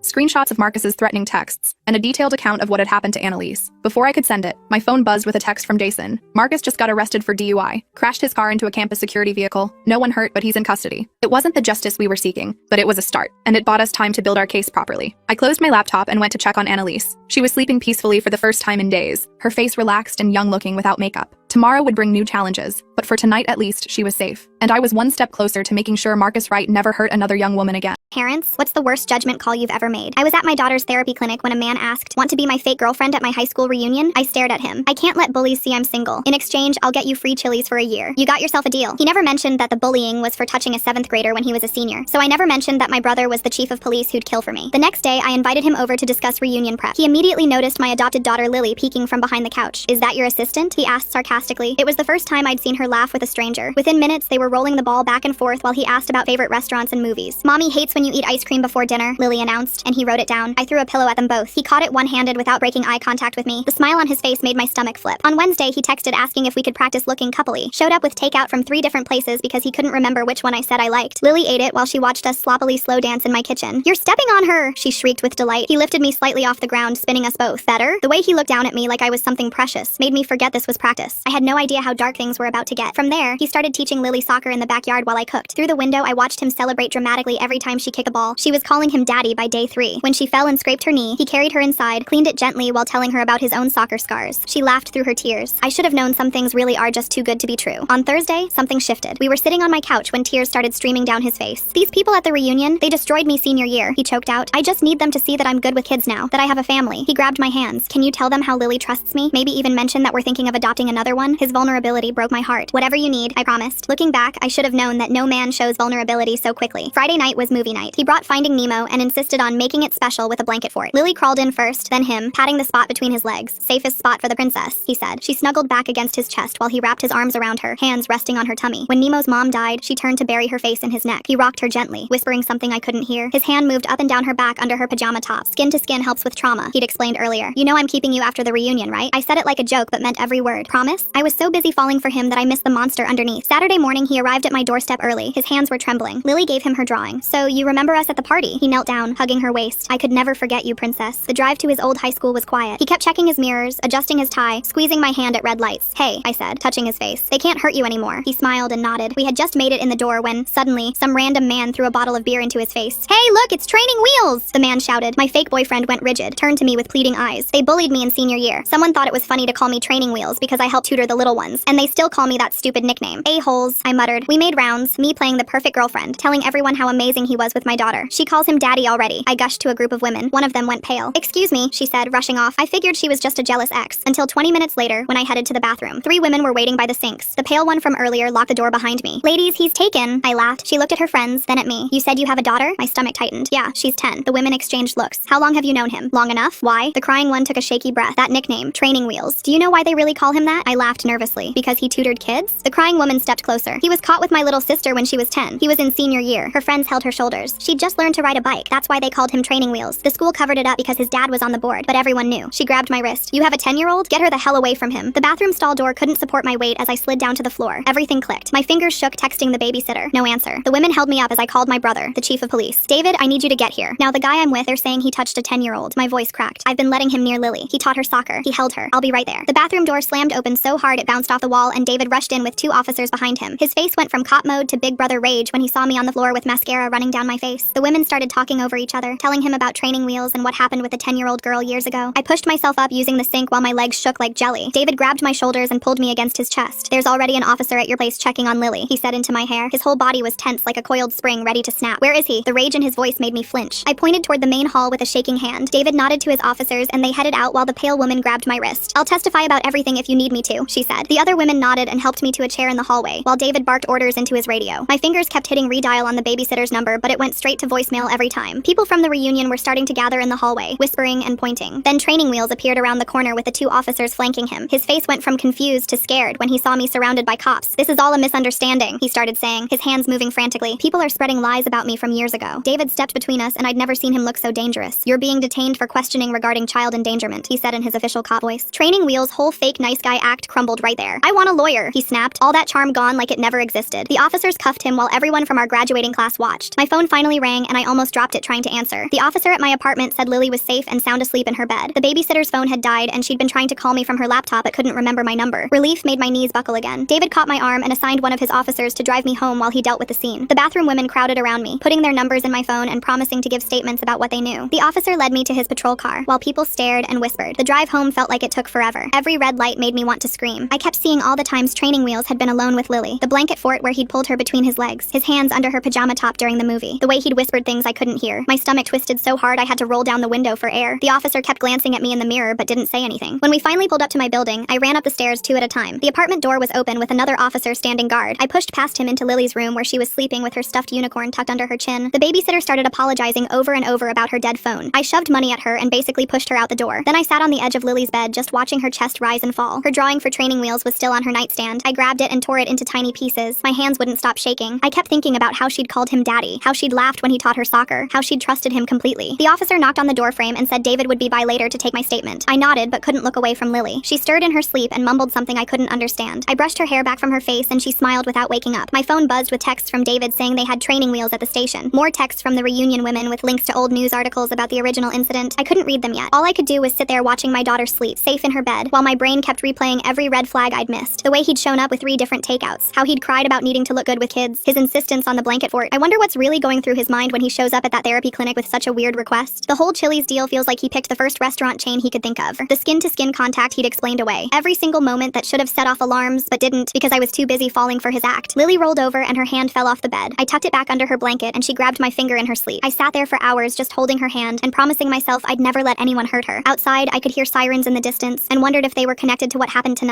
My phone kept buzzing, but I ignored it. Nothing mattered except the little girl in front of me who'd almost become another victim because I'd been too stupid to see what was right in front of me. The clock on Lily's dresser showed midnight when I heard car doors slam outside. My heart jumped, but I stayed frozen next to Lily's bed, still holding her tiny hand. Heavy footsteps came up the stairs and I recognized David's knock pattern on my door. I kissed Lily's forehead and tucked her hand under the blanket before tiptoeing out of her room. David stood in my hallway with a woman in a dark suit who had tired eyes and a badge clipped to her belt. She introduced herself as a detective who worked with kids and explained that David couldn't handle my case because we were family. They followed me to the kitchen where I made coffee with shaking hands while the detective pulled out a yellow notepad. She asked me to write down everything I remembered about how training acted with Lily. My hand cramped as I filled page after page about the soccer lessons in the backyard. I wrote about how he'd lift her up and spin her around when she scored. I described the movie night in the blanket fort and how his hands moved under her pajama top. The detective's face stayed blank as she read each page, but I saw her jaw tighten when I wrote about him calling Lily his princess. I remembered the drawing Lily made and ran to get it from the kitchen counter where training had left it. The paper had hearts all over it and big letters that said, "I love you, Daddy," with a stick figure family. The detective put on gloves and slipped it into a clear plastic bag while explaining they'd need a specialist to talk to Lily. David kept pacing by the window and checking his phone until the detective told him he needed to leave. He pulled me into a tight hug and his voice cracked when he said he should have checked on this guy sooner. Before walking out, he promised there'd be a cop car outside our building all night. The detective stayed another hour asking about dates and times and taking photos of my texts with training. She left at 3 in the morning after giving me her card and telling me not to talk to training if he called. I couldn't go back to sleep, so I sat at the kitchen table with my phone. Every text from him looked different now that I knew the truth. The message about wanting to build trust with Lily made my stomach turn. The photos of them playing soccer that seemed so sweet before now made me want to throw up. I screenshot everything and emailed it all to the detective's address she'd written on her card. At 5:30, I heard Lily moving around in her room, so I started making pancakes to keep my hands busy. She came out dragging her stuffed rabbit and climbed into her chair at the table. Her first question made my chest hurt when she asked where her daddy was. I told her he had to go away for work and wouldn't be back for a while. She nodded and ate her pancakes, but kept looking at the door like she expected him to walk in. I called both our jobs and Lily's school to say we were sick, not ready to explain anything to anyone. The detective called at 8 to schedule something called a forensic interview at a special place for kids. She explained it was a safe building where people who knew how to talk to kids about hard stuff would meet with Lily. The appointment was set for the next morning, and she said I could watch from another room but couldn't be with Lily during the talk. 20 minutes later, my phone rang with a number I didn't know. The woman on the other end said she was from Child Protective Services and needed to open an assessment. She kept saying I wasn't in trouble, but they had to check on Lily since a predator had been in our home. She scheduled a home visit for that afternoon and said a worker would need to see Lily's room and talk to both of us. My phone started buzzing with texts from training right after I hung up. First, he asked if I was okay and said he was worried about me. Then the messages got angry, asking why the cops showed up at his apartment. The texts kept coming, getting more desperate, begging me to call him and explain what was happening. The detective had told me not to answer but to save everything, so I just watched them pile up on my screen. Each message made me feel more sick as he went from confused to angry to pleading in the space of an hour. Around noon, the woman from the bathroom at the reunion called to check on me. Her voice was soft when she asked if Lily was safe, and I told her about the police and the interviews coming up. She started crying as she told me more about what happened to her sister all those years ago. The school board had paid her family $50,000 to sign papers saying they wouldn't talk about it. Her sister never got therapy and struggled with relationships her whole life. She said training's dad was still on the board and probably didn't even remember what his son had done. She wanted to help however she could and said she'd saved all the paperwork from back then if the detective needed it. After we hung up, I sat on my couch watching Lily color at the coffee table, trying to act normal while my whole world fell apart. The next morning, David picked us up early to drive to the Children's Advocacy Center downtown. The building looked like a regular house from outside with a playground and bright painted walls, nothing scary or official looking. Inside, a woman with gray hair and kind eyes knelt down to Lily's level and showed her a room full of toys and art supplies. She explained she just wanted to talk about the people in Lily's life while they played together. Lily looked at me nervously, but the woman said I'd be right in the next room watching cartoons if she needed me. The waiting room had a one-way mirror, but I couldn't bring myself to watch. Instead, I sat on a worn couch staring at my phone, counting the minutes while my stomach twisted into knots. David sat next to me scrolling through his own phone, occasionally squeezing my shoulder. After what felt like forever but was only an hour, the interviewer came out with Lily, who ran straight into my arms. The woman asked Lily to go pick out a toy from the treasure chest while she talked to me. She said Lily did great and was very comfortable talking about everyone in her life. She couldn't share specific details yet, but said there was no evidence of physical abuse, which made my knees go weak with relief. However, she noted there were concerning grooming behaviors that matched patterns they see with predators testing boundaries. The relief turned to guilt so fast I thought I might throw up right there. I brought this monster into our lives, let him hold my baby, encouraged their bond. The interviewer must have seen my face because she sat down next to me and said, "Predators are expert manipulators who fool everyone, even trained professionals." She said I did the right thing, acting immediately when I learned the truth. 2 days later, a CPS worker showed up at our apartment for the mandatory home visit. She walked through each room taking notes, checking the locks on windows, looking in our fridge and cabinets. She asked about our daily routines, who watches Lily when I work, what her bedtime schedule is like. She seemed satisfied with everything but said the case would stay open during the criminal investigation, which could take months. That afternoon, David texted me that they'd executed a search warrant on Training's apartment and device devices. He couldn't share details because of the investigation, but said they found concerning items on his computer and phone. He said it was enough for the prosecutor to seriously consider charges. My hands shook reading the text. Part of me wanted to know exactly what they found, but a bigger part couldn't handle knowing. The next day, I got an email from a law firm representing training claiming this was all a huge misunderstanding. The lawyer suggested we meet to clear things up and avoid unnecessary trauma for everyone involved. My first instinct was to delete it, but David had told me to forward everything to the detective. Within an hour, the detective called and said absolutely do not meet with them or respond in any way. He said defense lawyers often try to get victims to recant or find inconsistencies they can use later. While Lily was at her therapy appointment that week, I had a locksmith come change all our locks and install a security system with cameras. The therapist had already called me separately saying she wanted to see Lily weekly now to monitor for any delayed trauma responses. She said kids often don't show signs until weeks or months later when they feel safe enough to process what happened. I spent $300 I didn't have on the security system but couldn't sleep without it. That Friday, the local news ran a story about a man being questioned after an incident at a high school reunion. They didn't name names but said police were investigating claims of inappropriate conduct with minors. My phone started buzzing with texts from people who'd been at the reunion putting the pieces together. Some offered support while others just wanted gossip. I turned my phone off and focused on making Lily's favorite mac and cheese for dinner. Over the next week, 3 more families contacted the detective saying training had shown unusual interest in their children at various community events. One mom said he'd volunteered to babysit her daughter after meeting them at the park. Commentary starts. Witty. Watching this mom turn detective mode while making pancakes hits different. She's keeping it together for Lily while her world burns down around her, which takes a special kind of strength most people never have to find. Commentary ends here. Another said he'd offered free tutoring to her son and always wanted to meet at his apartment instead of the library. The detective said the pattern was becoming undeniable as more people felt safe speaking up. Each new story made me feel less crazy but more guilty for not seeing the signs. 2 weeks after the reunion, the prosecutor finally met with me at the courthouse. She was younger than I expected with tired eyes and coffee stains on her blazer. She explained they were looking at charges including child endangerment and attempted grooming, but warned me these cases are hard to prove beyond reasonable doubt without physical evidence. She said training's lawyer was already building a defense that this was all a misunderstanding blown out of proportion by gossip. She asked if I'd be willing to testify if it went to trial. The thought made me sick, but I said yes immediately. She warned me his lawyer would try to make me look like a hysterical mother who overreacted to innocent behavior. She said they'd bring up my dating history, my mental health, anything to discredit me. But she also said my testimony combined with the other families and whatever they found on his devices might be enough. The meeting lasted 2 hours, and I left feeling drained but determined. The next morning, the victim advocate called and asked if I could come in to start the restraining order paperwork. I dropped Lily at the school and drove straight to the courthouse where she met me with a thick folder. We sat in a small room with fluorescent lights that made everything look harsh. She handed me form after form, asking for specific dates and times and descriptions of every single interaction. My hand cramped as I wrote about the soccer lessons in the backyard, about the way he'd lifted Lily onto his shoulders, about how he'd asked her to sit between his legs during the movie. Each detail felt like a knife twisting deeper. The advocate read through everything when I finished and said we had enough for an emergency order, but the full hearing would take weeks. She explained that he'd get served with papers and have the right to respond and hire a lawyer. That night, Lily woke up screaming for the 3rd time that week. She kept asking where her daddy was and why he didn't come play soccer anymore. I held her while she cried and tried to explain that sometimes adults have to take breaks from each other. Her therapist had given me a script to use, but the words felt hollow in my mouth. She said it was normal for kids to miss people even when those people weren't safe. The therapist scheduled extra sessions and gave me worksheets about helping children process confusing feelings. 2 days later, my phone started blowing up with notifications. Training had posted bail and immediately went on Facebook writing long posts about false accusations destroying innocent men. He shared articles about wrongful convictions and custody battles used as weapons. His high school friends started commenting and sharing and taking sides. Some believed him completely while others stayed quiet. The woman whose sister he'd hurt messaged me screenshots of everything. Within hours, I was getting messages from strangers calling me a liar and worse. They found my Instagram and started commenting on old photos of Lily. The detective documented everything when I brought my phone to the station. She said this was witness intimidation and would help our case, but that didn't make the threats stop coming. I had to delete all my social media accounts that afternoon. My hands shook as I deactivated each one, knowing I was cutting myself off from friends and family updates. The court clerk called the next day to schedule the restraining order hearing, 3 weeks away. She said I'd have to testify about why I believed we were in danger. The thought of seeing him across the courtroom made me run to the bathroom and throw up. David came over that night and sat with me on the couch. He explained that he had to formally recuse himself from anything involving the case. No accessing files or updates or even talking to other officers about it. I understood why, but it made me feel like I was drowning alone. The victim advocate scheduled more prep sessions over the next 2 weeks. She had me practice my testimony over and over until I could say it without crying. She warned me his lawyer would try to make it look like I was a scorned woman making things up. They'd bring up my dating history and mental health and anything else they could find. She said to answer only what they asked and not to elaborate or get emotional. We practiced staying calm while she asked horrible questions about whether I'd led him on or misunderstood innocent behavior. My stomach churned through every session. 5 days before the hearing, I got a call at 3 in the morning from building security. They'd caught someone on camera driving slowly past our building multiple times. The car matched his and the timestamp showed 3:07 a.m. The detective added it to the stalking file and said to stay somewhere else until the hearing. I packed our bags that morning while Lily was at the school. When I picked her up, I told her we were going on a surprise trip to see Grandma and Grandpa. She was excited at first, but got quiet when she saw how many bags I'd packed. The drive took 4 hours, and she asked why we couldn't bring her soccer ball. I made up something about Grandma having toys at her house. My parents met us at the door and immediately understood something was wrong. That evening, while Lily played in the backyard, I told them everything. My dad's face turned red and he had to walk outside to calm down. My mom held my hand and said we could stay as long as we needed. 2 days before the hearing, the advocate called with good news. All 3 women from the bathroom at the reunion had submitted sworn statements about what they knew. They described the original incident with the sister and how the school covered it up. One included yearbook photos showing the victim's age at the time. Another had kept emails from back then discussing what happened. Their courage made me cry with relief. The advocate said their testimony would make our case much stronger, since it showed a pattern going back years. She also said the prosecutor was considering additional charges based on what they'd found on his devices. The morning of the hearing arrived too fast. My hands wouldn't stop shaking as I walked into the courthouse with David beside me. The wooden benches were already half full when I saw him sitting at the defendant's table in a navy suit that made him look exactly like the man who'd charmed me weeks ago. His hair was perfectly styled and he'd shaved clean, looking nothing like the monster I now knew he was. The victim advocate squeezed my shoulder as we took our seats behind the prosecutor's table. I watched him lean over to whisper something to his lawyer, a woman in her 50s with silver hair pulled back tight. When he turned and caught my eye, he actually smiled like we were meeting for coffee. My stomach turned and I had to look away. The judge entered and everyone stood while my legs felt like jello. She was younger than I expected, with short brown hair and glasses that made her look serious. The prosecutor called me first, and I walked to the witness stand on legs that barely worked. My voice cracked when I swore to tell the truth. The prosecutor handed me a stack of photos I'd printed from my phone. There was him teaching Lily soccer, carrying her on his shoulders, the two of them building that blanket fort. Each photo made my hands shake harder as I explained when they were taken. The prosecutor asked me to read the text he'd sent about wanting to adopt more kids with me, about how special Lily was, about how he couldn't wait to be her real daddy. My voice broke completely on that last one. His lawyer stood up and started asking if I'd ever actually seen him do anything inappropriate. She kept using words like alleged and supposed and rumors. She painted me as a desperate single mom who'd fallen for small-town gossip and was now trying to ruin an innocent man's reputation. She asked if I had any actual proof besides hearsay from bitter high school classmates. The prosecutor objected, but the damage was done. Then the pale woman from the reunion bathroom walked in. His whole body went rigid when he saw her. She took the stand and started talking about her sister who was 10 when it happened. Her voice was steady as she described finding her sister crying in her room, the months of therapy that followed, how the school board made them sign papers to keep quiet in exchange for him transferring schools. His lawyer kept objecting, but the judge allowed it as pattern evidence. The woman looked straight at him while she testified about how her sister still had nightmares 15 years later. When she finished, 2 more women came forward with similar stories from his tutoring days. The judge took a 20-minute recess to review everything. Those 20 minutes felt like hours as I sat there watching him joke with his lawyer like this was nothing. When the judge came back, her face was stone. She granted a 2-year restraining order requiring him to stay 500 feet away from me and Lily at all times. No contact through phone, email, social media, or third parties. He had to surrender any firearms within 48 hours and couldn't go near Lily's school or therapy clinic. The judge's gavel hitting the desk sounded final. We filed out into the hallway where David was talking to the prosecutor about next steps. I headed for the bathroom to splash water on my face when footsteps followed me. He was right there in the hallway, blocking my path to the bathroom door. "We need to talk about this," he said, stepping closer. "You know I'd never hurt Lily." Security was on him in seconds, pulling him back while he kept trying to talk to me. Commentary starts, skeptical. His lawyer keeps throwing around words like alleged and supposed, but then those women walk in with real stories from years ago. Makes me wonder how many times he's done this before that nobody reported. Commentary ends here. The violation was documented on the spot by courthouse cameras and the security report. The prosecutor was furious when she found out 10 minutes later. She immediately filed additional charges for violating the protective order, which apparently upgraded everything to a higher level of offense. His lawyer requested an emergency meeting about a plea deal the next morning. The following week was a blur of finding a new therapy clinic for Lily since our regular one was too nervous about him showing up. The new therapist was nice, but starting over meant Lily had to rebuild trust from scratch. She kept asking why we couldn't see her old therapist anymore, and I had to make up excuses about insurance changes. 3 weeks into the new routine, the detective called with an update. They'd found deleted photos on his devices from years ago, pictures of kids from the tutoring center. Nothing explicitly illegal, but enough to show a clear pattern of interest. The detective said they were building a stronger case with each piece of evidence. My boss called that afternoon to discuss my options. They granted me family medical leave to deal with everything, but it was unpaid since I'd used up my paid time off. The bills were already piling up from the lawyer fees, and now I'd have no income for who knows how long. I started looking at my savings account and doing math that made my head hurt. The credit cards would have to cover groceries for a while. I tried to figure out which bills to pay first. The prosecutor called every few days with updates about the plea negotiations, but each call was the same story about his lawyer fighting to reduce everything to misdemeanors. She kept warning me that trials are hard on kids, and there's never a guarantee of conviction even with strong evidence. Meanwhile, Lily started wetting the bed every single night and wouldn't let go of my hand even to use the bathroom at home. Her therapist explained this was normal for kids processing sudden loss and confusion, but watching my confident daughter turn into a scared little girl broke something inside me. The wet sheets piled up faster than I could wash them, and I started putting towels under her at night. She'd wake up crying and crawl into my bed where she'd grip my shirt so tight her knuckles went white. During the day, she followed me from room to room, dragging her stuffed animals behind her. Then his lawyer sent a letter threatening to sue me for defamation if I kept talking about what happened at the reunion. The letter said I was spreading malicious lies that damaged his reputation and career prospects. My hands shook reading it because I couldn't afford another legal battle, but I also couldn't let him silence me. I found a lawyer who agreed to take my case for a reduced rate after hearing the whole story, but even reduced rates add up fast when you're already drowning. She filed responses and sent cease and desist letters back while the bills kept coming. 6 weeks after the reunion, the prosecutor called to say he'd accepted a plea deal for attempted child endangerment and violating the restraining order. 2 years probation and mandatory registration as a sex offender, but no jail time. I sat on my kitchen floor after hanging up feeling like someone had kicked me in the stomach. The prosecutor tried to explain that for a case with no physical abuse, this was actually a big win, and at least he'd be on the registry where other parents could see him. I wanted to scream that letting my daughter sit on his lap should count as something, but I just thanked her and hung up. The local news picked up the story when the plea deal went through, and suddenly his face was on the evening broadcast with registered sex offender under his name. People from high school started messaging me saying they always knew something was off off about him. His job fired him the day after the news story, and his landlord gave him 30 days to move out. Part of me felt good knowing he was suffering, but mostly I just felt empty and tired. I started seeing a therapist myself because the guilt was eating me alive. She kept reminding me that predators specifically target single moms because we're vulnerable and desperate for help. She said I wasn't stupid or blind, just human and trying to give my daughter a good life. We worked through exercises where I had to say out loud that it wasn't my fault, but the words felt like lies every time. 3 months passed, and Lily stopped asking about him as much, though sometimes she'd still say his name when she saw someone playing soccer. Her nightmares finally stopped, and she started sleeping through the night again without wetting the bed. She even started playing with other kids at the park instead of hiding behind me. The therapist said she was remarkably resilient, but would need continued support. We decided to move to a different part of town for a fresh start where nobody knew our story. Lily got to pick the paint color for her new room and chose bright yellow like sunshine. She decorated it with butterfly stickers instead of the drawings she'd made for him, which I'd quietly thrown away weeks earlier. The new place was smaller, but it felt clean and safe. I started running into the pale woman from the reunion at the grocery store, and we began meeting for coffee once a month. She told me her sister was doing better now, knowing he was finally on the registry and couldn't hurt other kids as easily. Her sister had started college and was studying to be a social worker to help other victims. We'd sit there sharing stories about healing and moving forward while keeping an eye on the future. One afternoon, she mentioned an online support group for parents like us, and I signed up that same night. The group met every Tuesday evening through video calls, and I'd sit at my kitchen table with my laptop while Lily did homework in her room. Other parents shared their stories, and I found myself typing more than I expected about what happened to us. They understood the guilt of not seeing the signs and the fear that maybe we'd missed something important. Every week, I'd log in and watch these other parents slowly putting their lives back together just like we were. David started coming over more often after the case wrapped up, and things between us felt different now. He'd show up on Saturday mornings with his toolbox and spend hours installing new locks and security cameras around our apartment. Lily would follow him around asking questions about each tool, and he'd explain everything with the patience he never had when we were kids. The formal distance required during the investigation had been hard on both of us, but now we were finding our way back to being siblings again. He'd stay for dinner and help with dishes while telling Lily stories about when we were her age. 3 months passed before the detective called to tell me training had moved to another state where nobody knew his history. She said his registration would follow him, but warned me guys like him usually try again somewhere new. I hung up and felt my hands shaking as I watched Lily playing in the backyard through the window. The detective had given me the website to track registered offenders, and I bookmarked it on my phone to check every few weeks. 6 months after that horrible reunion night, we were finally finding our rhythm again. Lily had joined a soccer team at the school and practiced with kids her own age in the park down the street. She'd come home covered in grass stains talking about her new friends and the goals she'd scored. Her therapist said she was making good progress and the nightmares had mostly stopped. We'd moved her bed away from the window and she'd decorated her room with posters of her favorite singers. I was making dinner one Tuesday when my phone buzzed with a LinkedIn notification. Training had viewed my profile, which violated the restraining order we'd gotten months ago. My hands went cold as I screenshot the notification and immediately called my lawyer. She filed the violation report with the court that same afternoon and said this could mean real consequences for him. 2 weeks later, we got word that his probation had been revoked and he'd been sentenced to 30 days in county jail. It wasn't much, but at least the system was finally taking the violations seriously. The prosecutor said each violation would make the next punishment worse and create a paper trail if he tried anything again. I marked the date on my calendar when he'd be released and tried not to think about it too much. As his release date got closer, I focused on keeping our routine normal for Lily's sake. She was doing well in the school and had made 3 close friends who came over for sleepovers on weekends. They'd build blanket forts in the living room and stay up late watching movies while I made popcorn in the kitchen. She hadn't mentioned training in weeks, and her therapist said that was a good sign of healing. Tonight, I tucked her into bed and she told me all about her science project on butterflies. Her eyes were bright and clear without any of the shadows that used to live there. She showed me the drawings she'd made of caterpillars turning into butterflies and explained each stage with excitement. Tomorrow morning, we had court to extend the restraining order, but right now we were okay. She asked if her friend could come over this weekend to work on the project together, and I said yes. After turning off her light, I stood in the doorway watching her settle into sleep with her stuffed animals around her. The security system David installed beeped softly as I armed it for the night. I made myself tea and sat at the kitchen table going over the paperwork for tomorrow's hearing. My lawyer had said it should be routine, but I still felt nervous about being in the same room as him again. The victim advocate would be there, and David had taken the day off to come with us. I checked the locks one more time before heading to bed myself. Thanks for letting me share my 2 cents while you read. Hopefully my commentary didn't spoil the mood. Catch you next time, folks. Like the video. It helps more than you.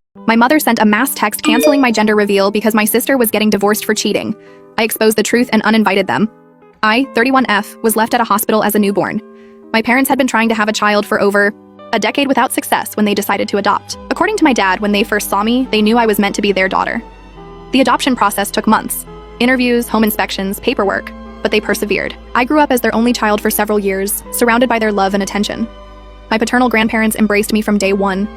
They celebrated my birthdays, included me in family traditions, and treated me exactly like their other grandchildren. My father's siblings and their children also welcomed me without question. We spent holidays together, went on camping trips, and maintained close relationships even as we grew older. My maternal grandparents were a different story. They never accepted me as part of the family. During my first Thanksgiving with the extended family, everyone received personalized place cards at the dinner table, except me. When I asked my grandmother where I should sit, she pointed to a small folding chair in the corner of the dining room, separate from everyone else. My dad immediately picked me up, grabbed our coats, and we left. My mother stayed behind, saying she would talk to her parents. When we got home, Dad explained that some people have narrow views about what makes a family. He promised that no matter what anyone else thought, I would always be his daughter. The next day, Mom returned and assured me her parents would come around eventually. They never did. When I was 8, my mother unexpectedly became pregnant. The news came as a shock to everyone, including my parents who had long given up hope of conceiving. Their joy was immediate and obvious. I noticed how my maternal grandparents reacted to the news, calling it a miracle and suddenly becoming more interested in visiting our home. I started having nightmares about being sent back to the hospital. One morning, after waking up crying, my parents sat me down and assured me that I would always be their first daughter. Dad emphasized that family isn't about blood, but about love. Mom suggested I could help decorate the nursery and become a big sister. The idea of having a sibling eventually grew on me. Hannah was born in spring. I remember standing on my tiptoes beside the hospital bed to see her tiny face. Dad lifted me up so I could get a better look, and Mom showed me how to support her, head properly when holding her. For the first few years, Hannah followed me everywhere.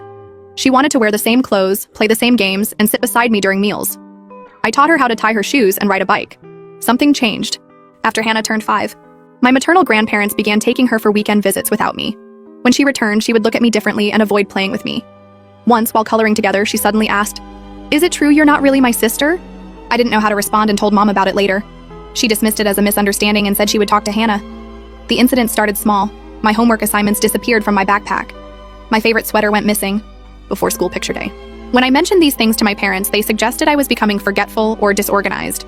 Then I noticed my toothbrush was wet every morning, even though I hadn't used it yet. I started keeping it in my bedroom instead of the bathroom. One day after school, I found Hannah in my room applying my new makeup all over her face and the carpet. When I asked what she was doing, she smirked and continued rubbing eyeshadow into the rug. I called for Mom, who came upstairs and gasped at the destruction. Nearly $200 worth of products I had saved for months to buy were ruined. I was just playing, Hannah said. Mom sighed and told me not to overreact about just makeup while helping Hannah clean her face. When I pressed further, Hannah finally admitted between sobs that she had also been the one taking my things and using my toothbrush to clean the toilet. Mom seemed shocked and asked her why. "Grandma says she's not really my sister," Hannah blurted out. "She says Sophie doesn't belong in our family and gets too much attention. Grandma says you and Dad spend too much money on her when it should be saved for me." Mom paled and immediately called Hannah's grandparents. I couldn't hear the conversation, but afterward, Mom explained that her parents were old-fashioned and that Hannah shouldn't listen to everything they said. She promised to limit Hannah's unsupervised visits with them. Dad wanted to cut contact completely when he found out, but Mom convinced him that would be too extreme. Despite Mom's promises, nothing really changed. Hannah continued visiting our grandparents alone, and her behavior toward me worsened. By high school, she openly mocked my appearance in front of my friends. She accidentally spilled drinks on my homework and borrowed clothes without permission, returning them damaged. Dad consistently defended me and disciplined Hannah, while Mom made excuses for her behavior. "She's just going through a phase," became Mom's standard response. Meanwhile, I withdrew and focused on academics, spending more time with my friends and less time at home. When I left for college, things improved simply because of distance. I visited during holidays but otherwise stayed on campus, working part-time and focusing on my degree. After graduation, I moved to a different city for a job opportunity and only saw my family during major holidays. During one Thanksgiving visit, I brought my boyfriend Thomas to meet everyone.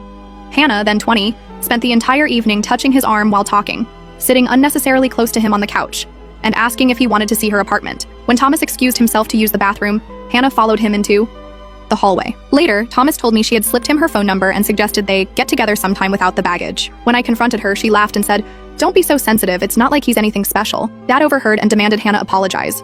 She refused, saying I was overreacting as usual. Mom stayed silent throughout the exchange. Thomas and I left early, and after that, I limited my visits even further. 2 years ago, my maternal grandparents organized a family cruise to celebrate their 50th wedding anniversary. Every family member received an invitation except me. Dad immediately declined to attend, which sparked an argument between my parents. Hannah accused Dad of always taking Sophie's side, and insisted he should come without me since I probably wouldn't want to be trapped on a boat with the family anyway. Dad held firm in his decision. Mom and Hannah went on the cruise without him. Afterward, Hannah posted dozens of photos tagged "real family vacation," and blood is thicker than water. I blocked her on social media after that. Through therapy and the support of Thomas, now my husband, I gradually learned to set boundaries. When Hannah made snide comments about my career, house, or relationship, I responded firmly instead of withdrawing. This clearly surprised her, as she was used to me staying quiet. During one family dinner, when she remarked that my promotion was probably due to affirmative action for orphans, I replied that at least I had a career path, unlike someone who had changed majors 3 times and still worked part-time at a mall kiosk. She stormed out, and Mom followed to console her. Dad and I finished dinner alone, and he told me he was proud of me for standing up for myself. That night, I overheard my parents arguing about Hannah's behavior and Mom's continued defense of it. 5 months ago, I discovered I was pregnant. Thomas and I had been trying for almost a year, so the news brought us immense joy. We told my parents over dinner, and they reacted with excitement. Even Mom seemed genuinely happy. Dad immediately started making plans to convert his home workshop into a nursery for when we visited with the baby. Hannah, meanwhile, had married a man named Parker 2 years ago in a ceremony I wasn't invited to attend. From what I gathered, through family conversations, their relationship had always been rocky. Hannah frequently complained about Parker to Mom, who then relayed these issues to me despite my lack of interest in Hannah's marital problems. Last month, I decided to host a gender reveal party. Juice, a small gathering with close friends and family where we would cut into a colored cake. Thomas's parents were flying in for the occasion, and my father's side of the family had all confirmed their attendance. My mother initially offered to help with preparations but became increasingly distant as the date approached. 3 days before the party, Mom called. Her voice sounded strained as she explained that Hannah was going through a difficult time and had moved back home temporarily.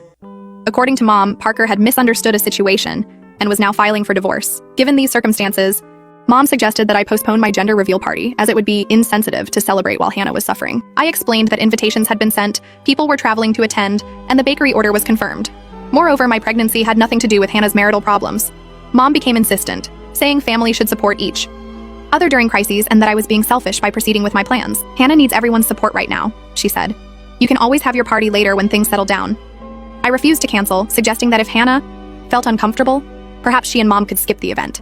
This response apparently offended Mom, who hung up after saying I had always lacked empathy. The morning of the party, I received a group text from Mom addressed to all guests.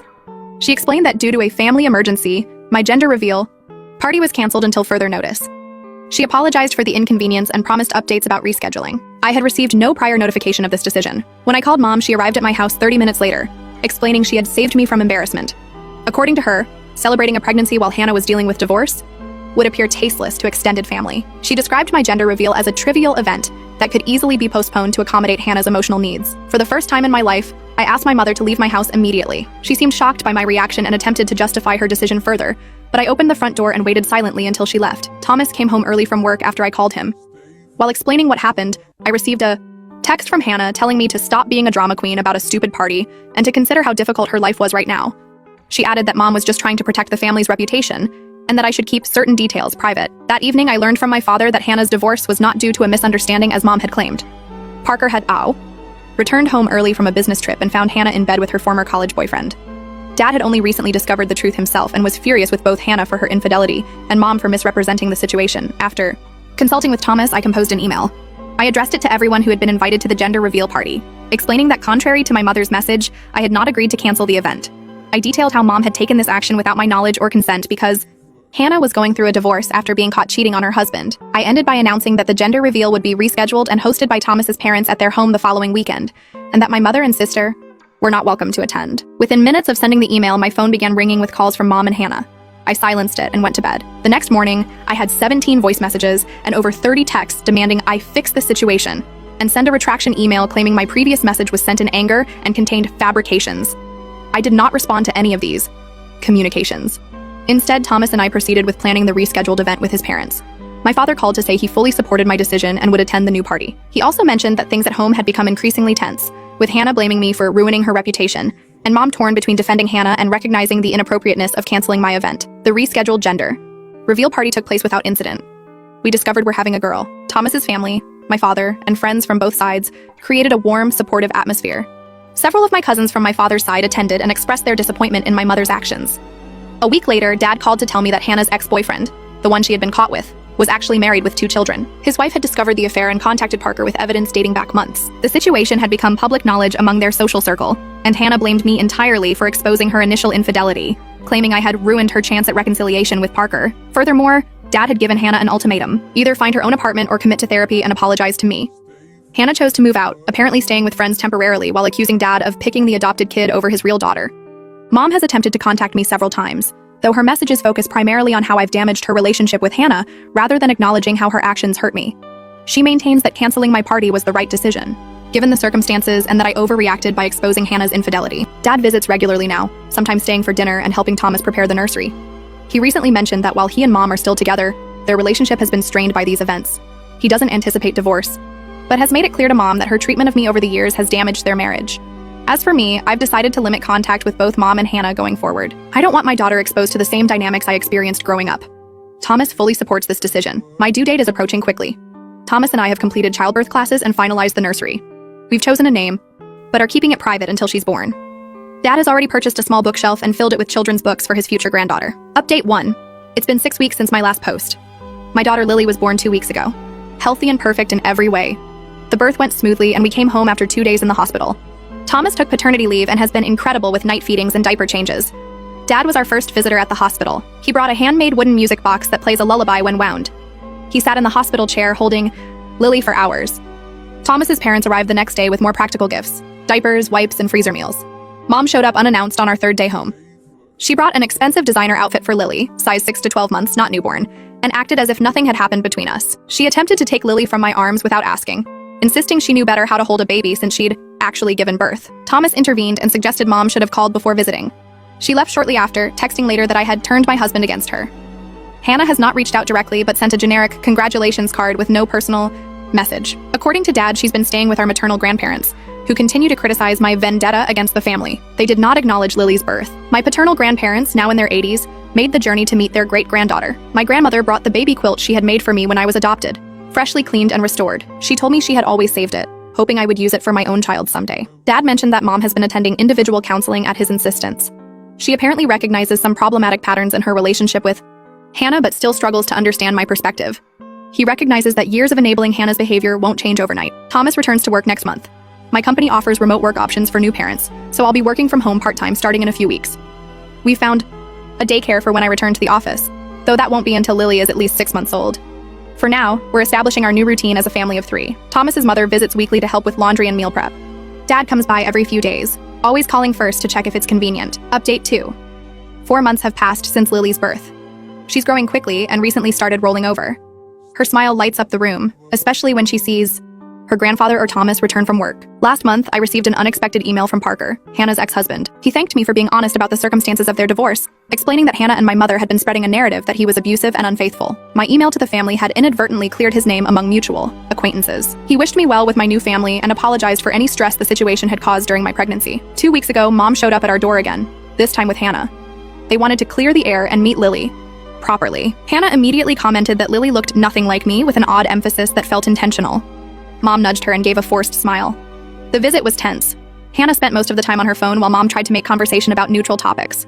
When Lily began fussing, Hannah remarked, "She's so whiny. I guess that runs in your side," looking directly at me. Thomas, who had been giving them a chance out of respect for family reconciliation, immediately stood up and suggested it was time for them to leave as Lily needed her nap. After they left, we received a group text from Mom claiming we had been hostile and unwelcoming during what was meant to be a peacemaking visit. She demanded an apology for Thomas's rude behavior in asking them to leave. We did not respond. Dad later informed us that Hannah has been dating her former college boyfriend, the married man, openly since his divorce finalized. Our maternal grandparents apparently see nothing wrong with this relationship, despite how it began. Dad seems increasingly frustrated with the situation, but maintains contact with Mom and Hannah while keeping firm boundaries. Thomas and I have decided to move forward with buying a house in a neighboring town with better schools. The commute will be longer for both of us, but the community has excellent educational programs and more family-friendly amenities. Dad has already offered to help with the move and renovations to the new place. My relationship with Mom and Hannah remains distant. They send occasional texts about mundane matters but never acknowledge the underlying issues. I respond politely but briefly to Mom and rarely engage with Hannah at all.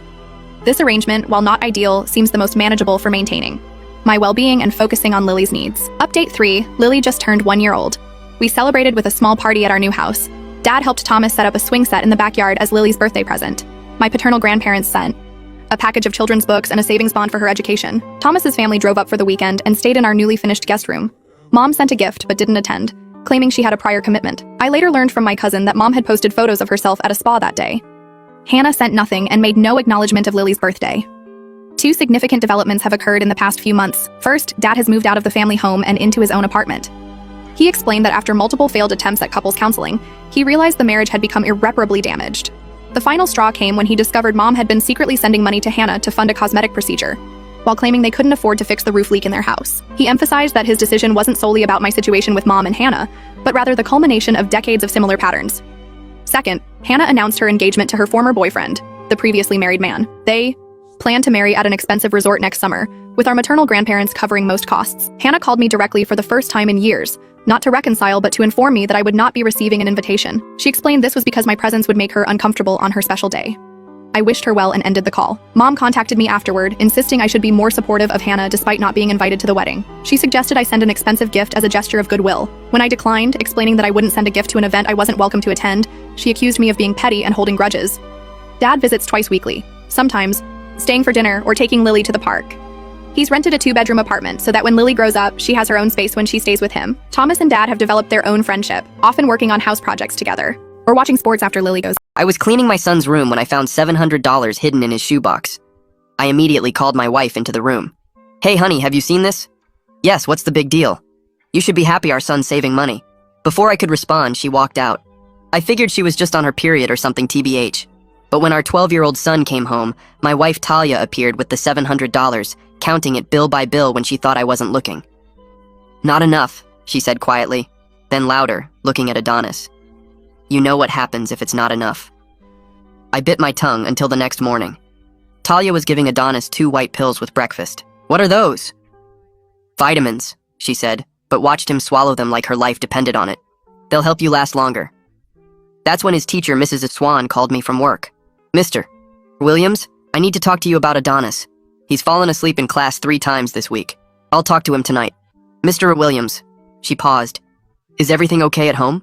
Her question swam around my head like a shark. That evening, I tried bringing it up with Talia while she was folding laundry.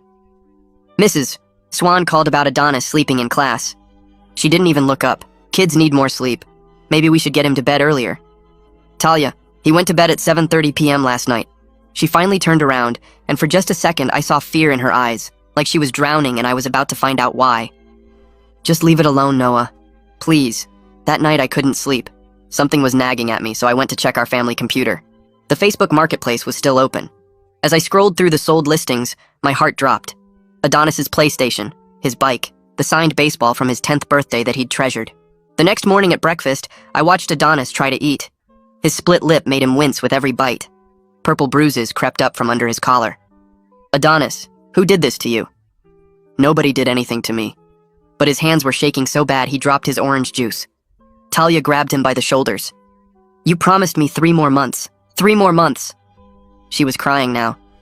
I can't lose both of you.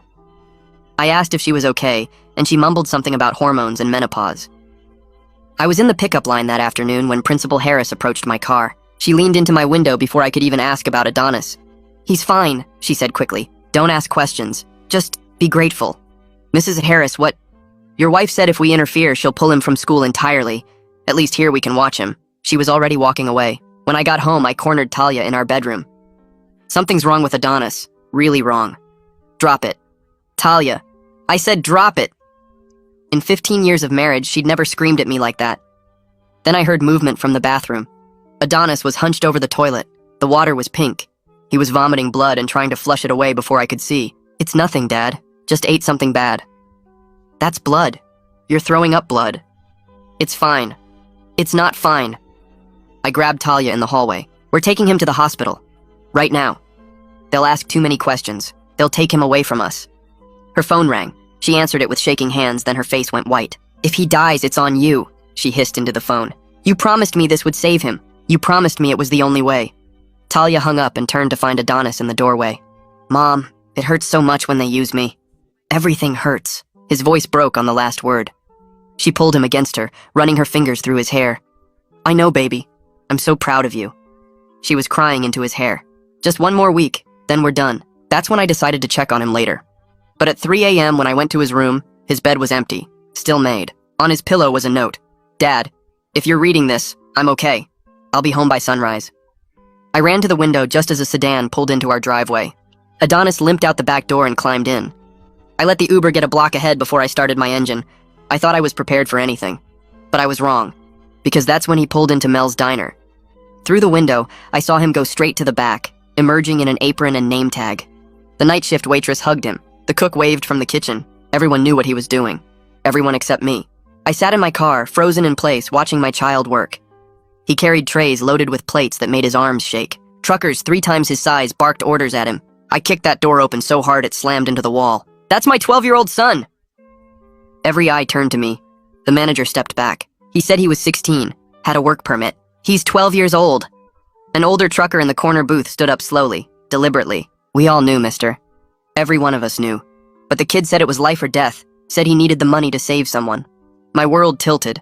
A waitress was already on her phone. Minutes later, Talia's car screeched into the parking lot. She saw Adonis on the floor and fell apart completely. I told you weekends only. You promised me. Just weekends, you promised. Adonis was trying to stand, swaying. "Mom, the bills. I had to pay them." "What bills?" I demanded. I looked at my wife's tears, my son's blood on the floor, and felt my whole world crashing down. "Noah, you have cancer." The word cancer hung in the air like smoke while I stared at the blood pooling under Adonis on the dirty diner floor. My legs went weak and I grabbed the doorframe, suddenly understanding why I'd been so tired lately, why I'd lost 20 pounds without trying, why there was blood in the toilet that I kept telling myself was just hemorrhoids. Adonis tried to push himself up, but his arms gave out, and he collapsed back down, more blood dripping from his split lip onto the cracked linoleum. The cook was already on the phone, and within minutes red lights were flashing through the window as the ambulance pulled up. The paramedics rushed in with a stretcher, and I pointed at Adonis, telling them to take him first while I helped Talia to her feet.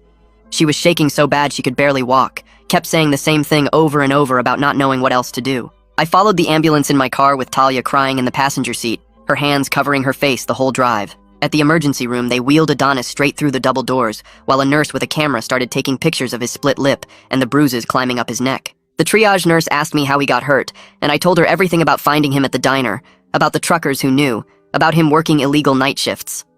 Talia seemed to get smaller with every word I said, sliding down in the plastic waiting room chair. The ER doctor came out after an hour saying they needed blood work and a CT scan because Adonis had been throwing up blood. His hemoglobin was at 7.2, way below normal for a kid his age, and they were talking about keeping him overnight for observation. A woman in a blazer appeared with a clipboard and introduced herself as a social worker from the hospital. Roman Reyes from CPS showed up before we even finished the paperwork, a tall man with a badge who separated us into different rooms for interviews. He asked me about school attendance and work schedules, writing everything down in a small notebook. When I mentioned Principal Harris knew about this, his pen stopped moving, and he looked up at me with hard eyes. In the other room, I could hear Talia crying through the thin walls as she talked to another CPS worker. Later, she told me she admitted finding mail from my doctor 3 months ago when I was at work, test results I'd hidden in my desk drawer. The insurance had lapsed when I switched jobs 6 weeks ago, and she panicked about the bills, thought she could handle it secretly until the new coverage kicked in next month. Brady Novak, the hospital social worker, sat with me in a small office while Adonis was getting his CT scan, spreading out forms for charity care programs across the desk. He explained each application slowly, showing me where to sign, telling me about payment plans and financial assistance I never knew existed. His kindness hit me hard because it made me realize how much trouble we were really in, how much help we actually needed. That evening, while Adonis slept with an IV in his arm, I sat in the bathroom stall and finally let myself think about all the signs I'd ignored. The exhaustion that made me fall asleep at red lights, the blood I kept seeing and pretending wasn't there, the stomach pain I took ibuprofen for every morning. Talia had found the test results I'd hidden even from myself, the ones from my physical 6 months ago that said I needed follow-up immediately. My denial could have killed me, and now it was killing my son who was working himself to death trying to save me. I found Talia in the hallway and asked her about those white pills she'd been giving Adonis at breakfast. She broke down again, admitting they were caffeine pills and energy supplements she bought at the gas station to keep him awake for his shifts. She hadn't thought about what 200 milligrams of caffeine would do to a 12-year-old's heart and stomach. Part of me wanted to scream at her, but another part understood the desperation that made her do it, the fear of losing me that made her risk losing our son. The next morning, while we waited for Adonis to wake up, Roman Reyes called to say he'd visited the diner at dawn. He confirmed Adonis had been working there illegally for 2 months, sometimes 5 nights a week from midnight to 6 in the morning. Mel was claiming he thought Adonis was 16 because of the work permit, acting shocked when Roman showed him Adonis's real age. The labor board was already involved, and the diner was facing fines that could shut it down permanently. Roman said he'd be back to interview Adonis when he was feeling better, that this was just the beginning of a long investigation. Talia gripped my hand so tight her nails left marks in my skin, both of us watching our son sleep in that hospital bed with machines beeping around him. The machines kept beeping steady until Adonis's eyes opened around 6 in the morning, and the first thing out of his mouth was asking if I was gonna die like his friend Tommy's dad did last year, from the same kind of cancer. I grabbed his hand and promised him we'd fight this together, but no more secrets and definitely no more working, and he just started crying and saying sorry over and over for not making enough money to help. Brady came in with a stack of papers while the nurse checked Adonis's IV and started explaining how our insurance gap meant we had 0 coverage for 3 whole months, right when my symptoms started getting bad. The new insurance I got through work had a huge deductible we hadn't met yet, and wouldn't cover any of the experimental treatments the doctors might want to try, so even with charity care we were looking at bankruptcy for sure. He pulled out application after application for emergency Medicaid, hospital charity programs, and drug company assistance, each one needing different documents we'd have to dig up from home like tax returns and pay stubs and bank statements. Talia and I sat at the little hospital table working through the forms together. neither of us talking, just filling out boxes and signing our names over and over while Adonis dozed. A woman in a white coat came in and introduced herself as Dr. Camilla Hudson, my new oncologist, and she scheduled my first real cancer appointment for tomorrow morning with a whole bunch of tests I couldn't even pronounce. She was nice but direct about needing staging scans right away to see how far the cancer had spread, and I signed consent forms that my brain couldn't really process because I kept thinking about Adonis asking if I was going to die. The imaging center called my cell phone to schedule my PET scan and biopsy for Thursday, and the tech on the phone explained the whole procedure. While I just nodded and said okay, even though she couldn't see me, my mind stuck on Adonis's question about dying, while everything moved way too fast and way too slow at the same time. While I was down getting my first round of tests done, Talia sat with Monica Fowler, the family therapist they assigned us, and spilled everything about how she'd contacted Mel when she got desperate for cash, telling him Adonis was really mature for 12 and could handle the work. She kept saying how lots of kids work in family businesses, so she figured it wasn't that different, except deep down she knew it was totally different. But the fear of losing me made her ignore that voice in her head, and even now with everything that happened, she still tried to defend not telling me because she thought I'd refuse treatment if I knew the cost. The next day, Adonis had to describe the night shifts to Monica, with me sitting right there listening to every awful detail about truckers who grabbed his arm. When he brought the wrong order, trays so heavy his whole body shook carrying them, burns all up his forearms from the coffee pot when his hands got too tired to hold steady. He talked about it like it was just normal stuff because Mom said it would save Dad's life, and Monica wrote down every single word for the CPS report while I sat there feeling sick. That afternoon, I drove to the bank and told them I needed to cash out my entire 401k, even with the huge penalty, and the financial advisor spent 20 minutes trying to talk me out of it, showing me charts about compound interest and retirement planning while I just kept signing papers until he finally processed the withdrawal for $30,000 that might cover 2 months of treatment if we were lucky. Roman called while I was driving home to tell me he'd been investigating the school's involvement and found out Principal Harris actually helped forge the work permit, because she thought supervised work at the diner was better than our family ending up homeless on the street, and now the school board was launching their own investigation into how this happened. When I got home, Talia was already back from the bank with rejection letters from 3 different personal loan companies, all denying her because our debt-to-income ratio was already too high with the mortgage and car payments and credit cards we'd been using for groceries. She'd stopped at the food pantry on the way home and brought in bags of canned soup and boxes of spaghetti, her face completely blank as she unpacked them into our cabinets, her pride so broken she couldn't even look at me.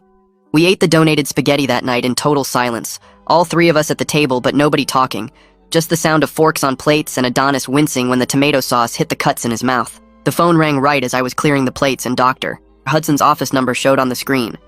I grabbed it with shaking hands while Talia froze at the sink and Adonis watched from his chair. The nurse told me to come in tomorrow morning for my test results, and I knew from her voice it wasn't good news. That night I laid awake feeling the pain in my gut that I'd been ignoring for months. The same pain I'd been taking 3 ibuprofen for every morning just to get through work. The next morning we all drove to the hospital together because Talia said we needed to hear it as a family. Dr. Hudson sat us down in her small office with diplomas on the wall and a plastic skeleton in the corner. She pulled up images on her computer screen showing my insides lit up in different colors. The tumor in my colon was about the size of a golf ball, and she pointed to spots that might be spread to nearby tissue.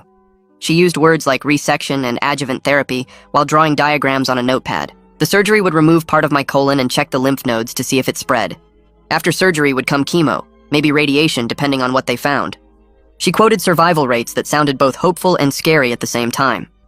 With treatment, Stage 3 had a 60 to 70% 5-year survival rate. Without treatment, maybe 6 months to a year. Adonis started crying and grabbed my hand so tight it hurt. On the way out, Roman was waiting in the lobby with discharge papers for Adonis. The CPS monitoring meant weekly check-ins at their office downtown, no work of any kind, and mandatory counseling twice a week. Adonis looked relieved when Roman explained that adults were handling things now. The 3 of us drove home in silence, our family broken but still holding on. The next day, I had to go to my office to meet with HR about medical leave. The lady behind the desk was nice enough as she explained that family medical leave would protect my job for 12 weeks, but it was unpaid. She processed the paperwork while I did math in my head about how long our savings would last. Without my paycheck, maybe 2 months if we were careful.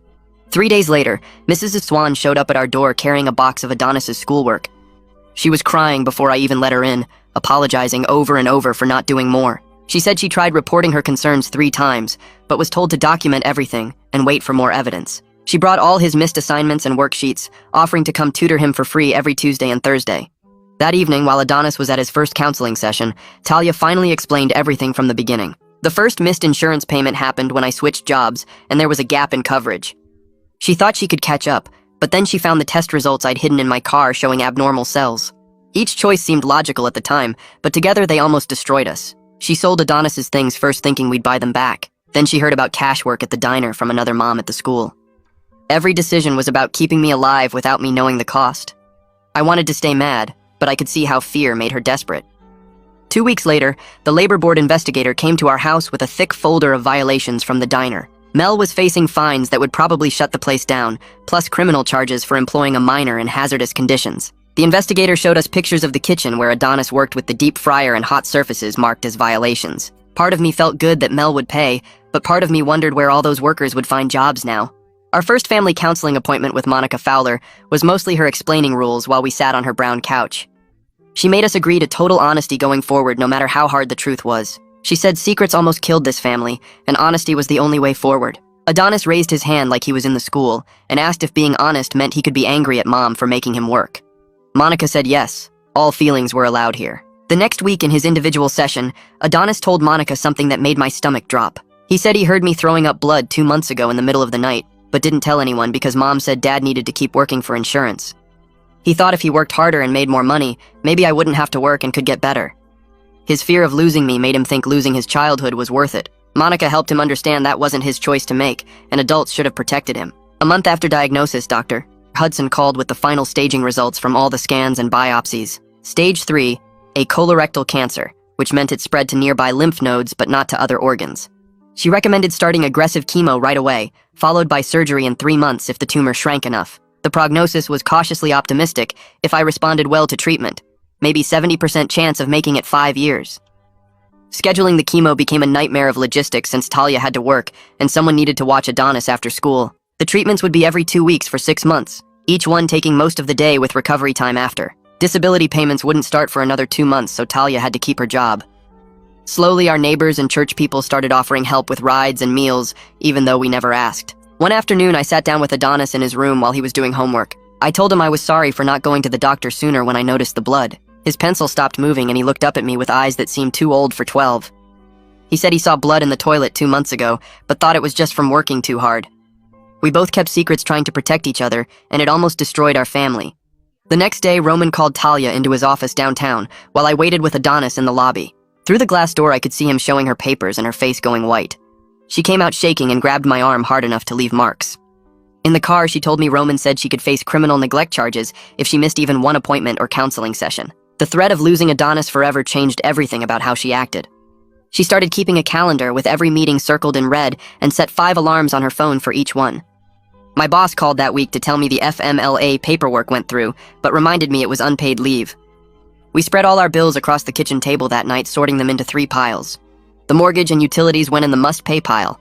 Credit cards and the car payment went in the delay pile. Everything else went straight to collections. Talia's hands shook as she moved each bill, and I could see her calculating how bad our credit would get. 3 days later, Roman got a call that surprised him enough to call us immediately. The older trucker from the diner wanted to testify about what he saw that night. Roman met with him, and the guy admitted he should have called someone when he first saw Adonis working there. He said he thought tipping extra was helping, but now he knew better. His testimony would help the case against Mel since he saw everything firsthand. That same week, the local news picked up the story about Principal Harris and the school board meeting. She stood at the podium admitting she failed to protect a student in her care. The board voted to demote her, but let her keep teaching, which made some parents angry. A letter arrived at our house 2 days later with her handwriting on the envelope. Talia grabbed it from the mailbox and ripped it into tiny pieces without reading it. She threw the pieces in the trash and slammed the lid shut. Monday morning, the school called because Adonis got into a fight during lunch. Some kid called Talia a criminal who should be in jail, and Adonis punched him in the face. The principal found him crying in the bathroom afterward with bloody knuckles. When I picked him up, he could barely look at me.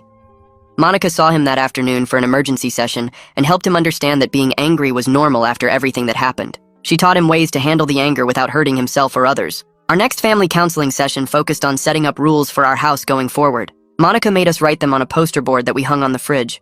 Adonis's only job was school and being a kid. Talia had to share all money decisions with me before making them. I had to tell someone immediately if I felt sick or saw blood anywhere. They seemed like simple rules, but we needed them written down to remember. The cancer center scheduled my first chemo for the following Tuesday morning. I sat in the chair while the nurse hooked up the IV and explained what would happen. The medicine went in cold and I could feel it traveling through my veins. Within 3 hours, I was throwing up everything in my stomach. Talia held a bucket under my face while I heaved and shook. She rubbed my back and whispered that she was sorry over and over between my gagging. We both ended up crying on the bathroom floor that night. 2 weeks later, the first stack of medical bills showed up in our mailbox. The total after insurance was $47,000, with more bills still coming. The charity care Brady helped us apply for covered 60%, which left us with $18,000 to pay. The billing department set up a payment plan of $200 a month for the next 10 years. Our budget was already stretched so thin that even that amount seemed impossible. I found Talia at the kitchen table one night writing on notebook paper. She crumpled it up when she saw me and threw it in the trash. After she went to bed, I pulled it out and smoothed the wrinkles. It was a letter to Adonis apologizing for making him grow up too fast and stealing his childhood. She wrote about how she would never forgive herself for what she put him through. I brought it to her the next morning and we talked about forgiveness being something that takes time. She said she wasn't ready to forgive herself yet and might never be. The days blurred together with appointments and treatments and counseling sessions that all felt like punishment, even though they were supposed to help us heal. 3 weeks later, the school called about Adonis having a meltdown during state testing. The room went dead quiet, and he just started shaking and couldn't breathe right. Mrs. Swan grabbed him and got him to the counselor's office fast, while the other kids kept taking their test. The counselor sat him on the floor and talked him through breathing exercises until his hands stopped shaking. She explained later that silence was a trigger now because the diner was always loud with truckers yelling and dishes clanging. Adonis learned to raise his hand when he felt panic coming, and the teacher would let him step into the hallway. The next Monday, Roman showed up at our door for the monthly CPS check without warning. He walked through every room taking notes on his clipboard while we followed behind, nervous. Adonis was at the school, so Roman asked to see his grades and attendance records, which Talia pulled up on the computer. Everything looked good, and Roman wrote that we were following all the requirements they set. He mentioned if we kept this up for 3 more months, he'd recommend closing our case completely. The threat of losing Adonis still hung over every single thing we did, but at least Roman seemed happy with our progress. 2 days later, we got a letter saying the labor board scheduled a hearing about the diner for next month. Our legal aid lawyer met with us at her cramped office downtown to explain what would happen. She said we'd each have to testify about what we saw and what Adonis went through working there. Adonis sat quiet the whole meeting, but I could see his leg bouncing under the table when she mentioned facing Mel in court. The lawyer said his testimony was the most important part since he was the victim. That night at dinner, we talked about whether to push for criminal charges against Mel or take whatever plea deal they offered. Adonis said he wanted Mel to go to jail for what he did, but also just wanted everything to be over. Talia thought we should let the prosecutor decide since they knew what cases actually won. I agreed because none of us really understood how the legal system worked anyway. The following week, I went for my 3-month scan to see if the chemo was working. Dr. Hudson came in with the results looking serious, which made my stomach drop. The tumor had shrunk, but not as much as she hoped it would by now. She wanted to add a stronger drug to my treatment, but warned it was expensive, and insurance probably wouldn't cover it. Brady spent hours on the phone fighting with the insurance company while we sat in the waiting room panicking about money. They denied it twice before Brady figured out the right codes to use on the appeal. Meanwhile, our landlord taped an eviction notice to our door for being 2 months behind on rent. I called him right away and begged for more time to figure something out. He agreed to let us stay if we paid half now and set up a payment plan for the rest. The stress made my blood pressure shoot up so high that Dr. Hudson had to adjust my other medications. Every single system seemed designed to kick you when you were already down. That Thursday was our family counseling session with Monica, and something finally broke open in Talia. She started sobbing so hard she couldn't talk for 5 whole minutes. When she finally got words out, she said she was so scared of being a widow at 38. She turned to Adonis and begged him to forgive her for making him work. She said she thought she was saving our family, but she almost destroyed it instead. Adonis sat frozen for a minute, then got up and hugged her for the first time since everything started. Monica said this was progress even if it didn't fix everything yet. The healing would take way longer than the hurting did. Over the weekend, Adonis had to write an impact statement for the labor board hearing. His teacher stayed after school to help him organize his thoughts and fix his grammar. He wrote about missing school and throwing up blood and being too tired to play with friends. He practiced reading it out loud to us over and over until he could get through it without crying. Each time he read it, he stood a little taller and spoke a little louder. His teacher told him his voice mattered and people needed to hear what happened. Sunday morning, the pastor announced the church took up a special collection for our medical bills without even asking us first. They raised $8,000 in one service, which made Talia cry with embarrassment. She kept saying we didn't deserve charity after what we did to Adonis. I reminded her that Adonis working was also charity, but the bad kind that hurt him. This was people actually helping the right way without asking for anything back. The next afternoon, the prosecutor called to explain what would probably happen with Mel's case. She said he'd most likely plead guilty to misdemeanor child endangerment to avoid trial. He wouldn't go to jail, but would pay big fines and have to pay Adonis back for all his work, plus extra for damages. It didn't feel like enough punishment, but our lawyer explained that these cases hardly ever ended with jail time. She said the difference between justice and closure was something we'd have to figure out for ourselves. That night before the hearing, we sat around the kitchen table picking at leftover pasta nobody really wanted to eat. Adonis kept folding and unfolding his impact statement, while Talia chewed her fingernails down to nothing. I watched them both trying to find the right words, but nothing came out for the longest time. Finally, Adonis said he just wanted people to know it hurt, and Talia said she wanted it over, and I said I wanted him to feel heard, and we all nodded like that fixed anything. The courthouse the next morning was smaller than I expected. Just a regular government building with metal detectors and tired security guards. We found the right room, and there was Mel already sitting with his lawyer at a table up front. He looked older somehow, his shoulders hunched forward like he was trying to make himself smaller. The judge came in and started reading case numbers and legal stuff I didn't really understand, while Adonis gripped my hand so tight it hurt. Mel's lawyer stood up first and started talking about misunderstandings and how his client thought the work permit was real and were accepted full responsibility for not checking more carefully. The judge cut him off and asked Mel directly if he knew Adonis was 12, and Mel just nodded without looking up. She ordered the maximum fines the law allowed, plus full restitution of all the money Adonis earned, plus penalties that came to almost $20,000 total. When my turn came to testify, I stood up on shaky legs and told them about finding my son at 3 in the morning, about the blood and the bruises, and finding out I had cancer all in the same night. I explained how medical debt made us desperate enough that my wife thought this was the only way, how the bills kept coming faster than we could pay them. The judge listened without interrupting, sometimes writing notes, sometimes just watching my face. Then Adonis stood up with his paper shaking in his hands and read about falling asleep at his desk and throwing up blood and being too tired to play with his friends. His voice got stronger as he went, talking about carrying trays that made his arms burn and truckers who yelled at him when he was too slow. The whole courtroom went silent, except for Talia crying into her hands. The judge thanked him for being brave enough to speak up and officially ordered the full restitution amount. 2 weeks later, Roman showed up for what he said would be our last home visit before switching to monthly check-ins. He walked through the house checking that Adonis had his own bed and adequate food in the fridge and working smoke detectors. He sat down with us after and said he'd seen too many families destroyed by medical debt, that what happened to us wasn't uncommon, just usually hidden better. He reminded us that asking for help should have been the first step, not the last one, then signed the paperwork reducing our supervision. 3 months into chemo, Dr. Hudson finally said the tumor had shrunk enough to operate. She showed us the scans on her computer screen, pointing to the dark spots that had gotten smaller, but not small enough to just leave alone. She explained they'd remove part of my colon and the lymph nodes nearby to make sure they got everything. The risks were real, she said. Infection and complications and no guarantee it wouldn't come back. But doing nothing meant certain death within a year. We scheduled it for 2 weeks out. Surgery day came too fast and too slow at the same time. I kissed Talia and Adonis goodbye in the pre-op room, while nurses put IVs in both arms and made me count backwards from 10. I made it to 7. 5 hours later, I woke up with a tube down my throat and machines beeping everywhere. The surgeon was already there telling Talia they got clean margins, that it looked contained, but they wouldn't know for sure until the lab results came back. I tried to talk but couldn't around the tube, so I just squeezed her hand. They moved me to a regular room the next day, and that's when I saw the bag attached to my stomach, this clear plastic thing collecting what used to go in the toilet. The nurse showed Talia how to empty it and clean around the stoma, which is what they called the hole in my belly. For the next 3 weeks, Talia did everything for me without complaining once. She emptied that bag 4 times a day and helped me shower and change the bandages when they got gross. She treated my broken body like it was just another chore that needed doing. No big deal, even when I could see her fighting not to gag. Adonis brought his homework to my room every afternoon and did it sitting in the visitor chair, keeping me company without needing to talk much. Around that same time, Monica found a support group at the hospital for kids with sick parents. Adonis didn't want to go at first, but we made him try it once. He came back talking nonstop about this kid whose mom had MS and another whose dad had a brain tumor. He said they understood what it was like to be scared all the time that your parent might die. He went back the next week on his own. Then the letter came from the emergency grant Brady had applied for months ago. $15,000 approved for medical debt relief. Combined with the church fundraiser and the charity care discount, we were down to about $18,000 total. Still massive, but Brady helped us set up a payment plan we could actually manage without losing the house. We'd be paying $150 a month for 10 years, but we'd make it work somehow. 2 days later, I got the call from HR while sitting in the hospital cafeteria eating a dry sandwich.